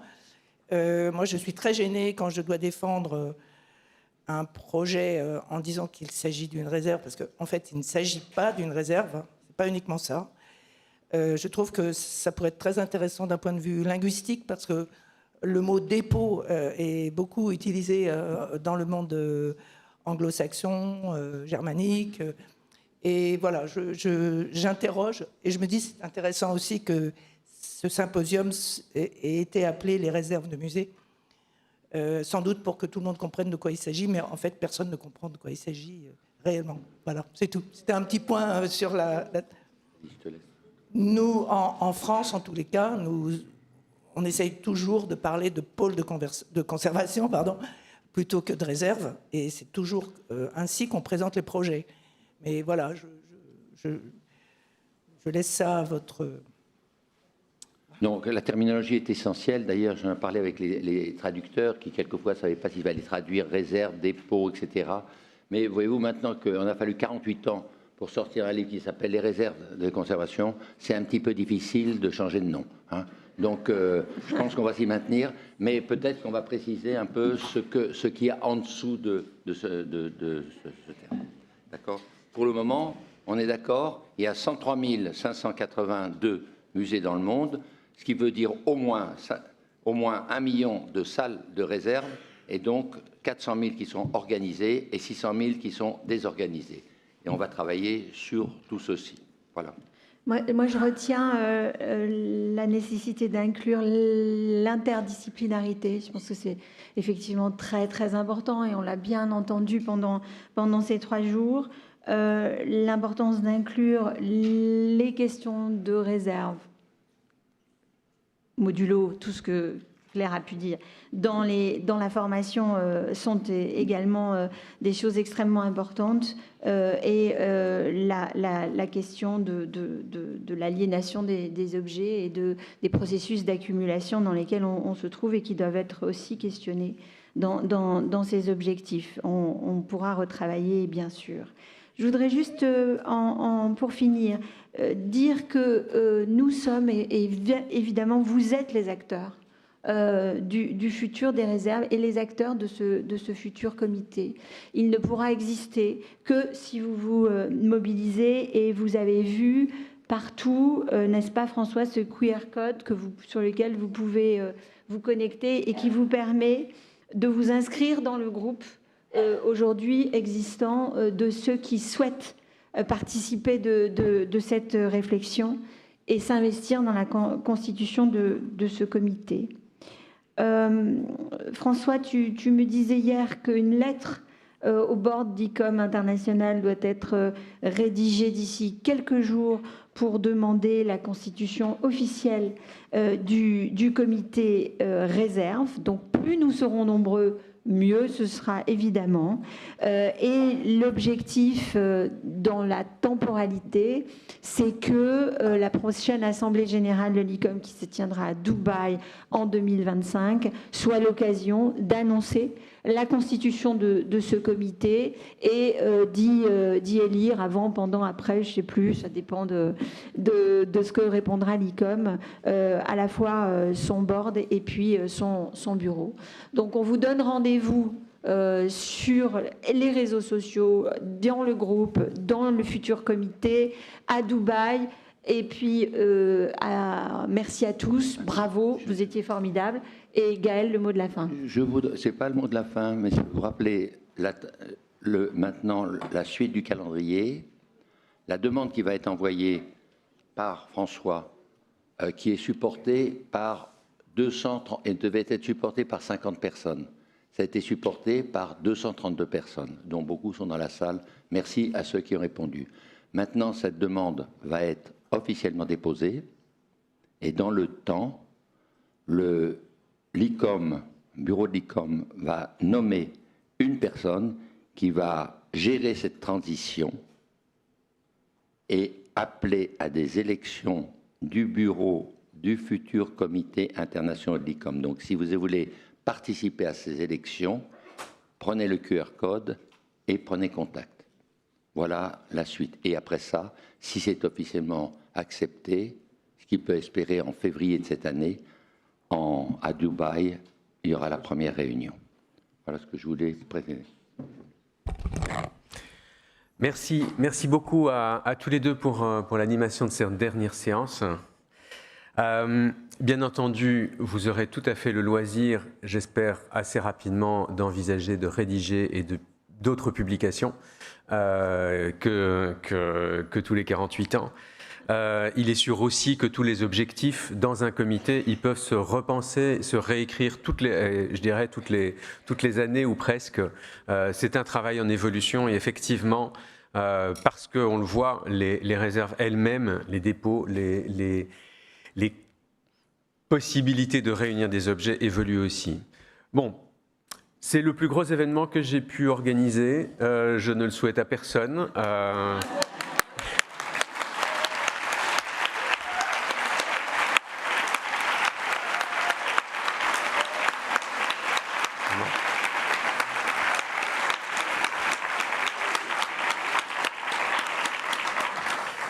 Et je voudrais surtout remercier beaucoup de gens sans qui ça n'aurait pas été possible, et c'est important quand même de le souligner. D'abord, évidemment, tous les membres du Working Group avec qui on a travaillé effectivement depuis 2022 pour réfléchir, pour développer ces différents projets, l'enquête, etc. Bien entendu, remercier ICOMT et notamment le Comité pour l'architecture et les techniques, l'ICAMT, qui est l'un des co-organisateur en quelque sorte de ce colloque. C'est un des points très très importants évidemment. Nos sponsors, Bruinzeel, Chenu, Gopion, Artstore, qui ont contribué notamment au financement des bourses, qui a permis d'en faire un vrai événement international. Tous les autres partenaires ICOM France qui a joué un rôle tout à fait fondamental pour organiser toutes les visites que vous avez faites et que vous allez faire. C'est pour ça que je serai très, très bref. ICOM Wallonie-Bruxelles, ICOM Italie, ICOFOM qui continue de jouer ce rôle de réflexion extrêmement important et avec ces connexions, et j'espère un jour peut-être effectivement avoir une réunion entre l'ICOFOM, les réserves et la sociomuséologie d'ailleurs, pour développer justement et réfléchir ensemble à ces différents éléments. Le LabEx ICA, qui a financé aussi très largement, qui est un laboratoire d'excellence, l'université Zhejiang en Chine, l'université de Paris 1, le collège franco-allemand qui est rattaché effectivement à la Sorbonne Nouvelle et la Goethe Universität. Les traducteurs que je vous demande d'applaudir aussi.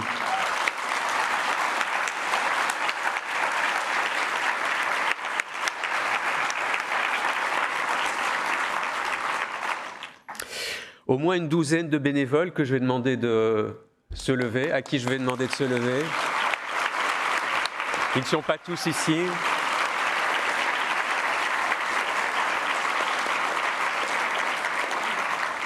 Qui viennent des masters muséologie, nouveaux médias, médiation du patrimoine et de l'exposition. Il y a des doctorants qui ont joué un rôle important, qui ont notamment fait les synthèses et fait tout ce travail de collecte. Et puis, deux mentions tout à fait spéciales, effectivement, pour Alessandra Alabaté, qui a joué un rôle très, très important au niveau des finances.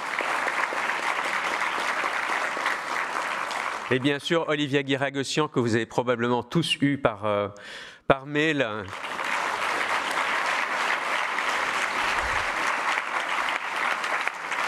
Et qui est la grande cheville ouvrière, effectivement, de ce colloque. N'oubliez pas, si vous le souhaitez, de récupérer les posters.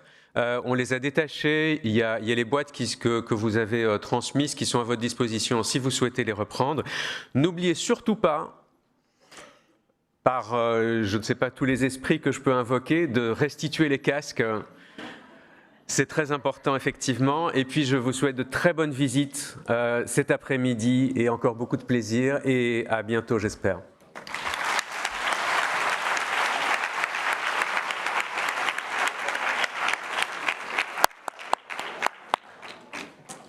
Voilà, super, bravo.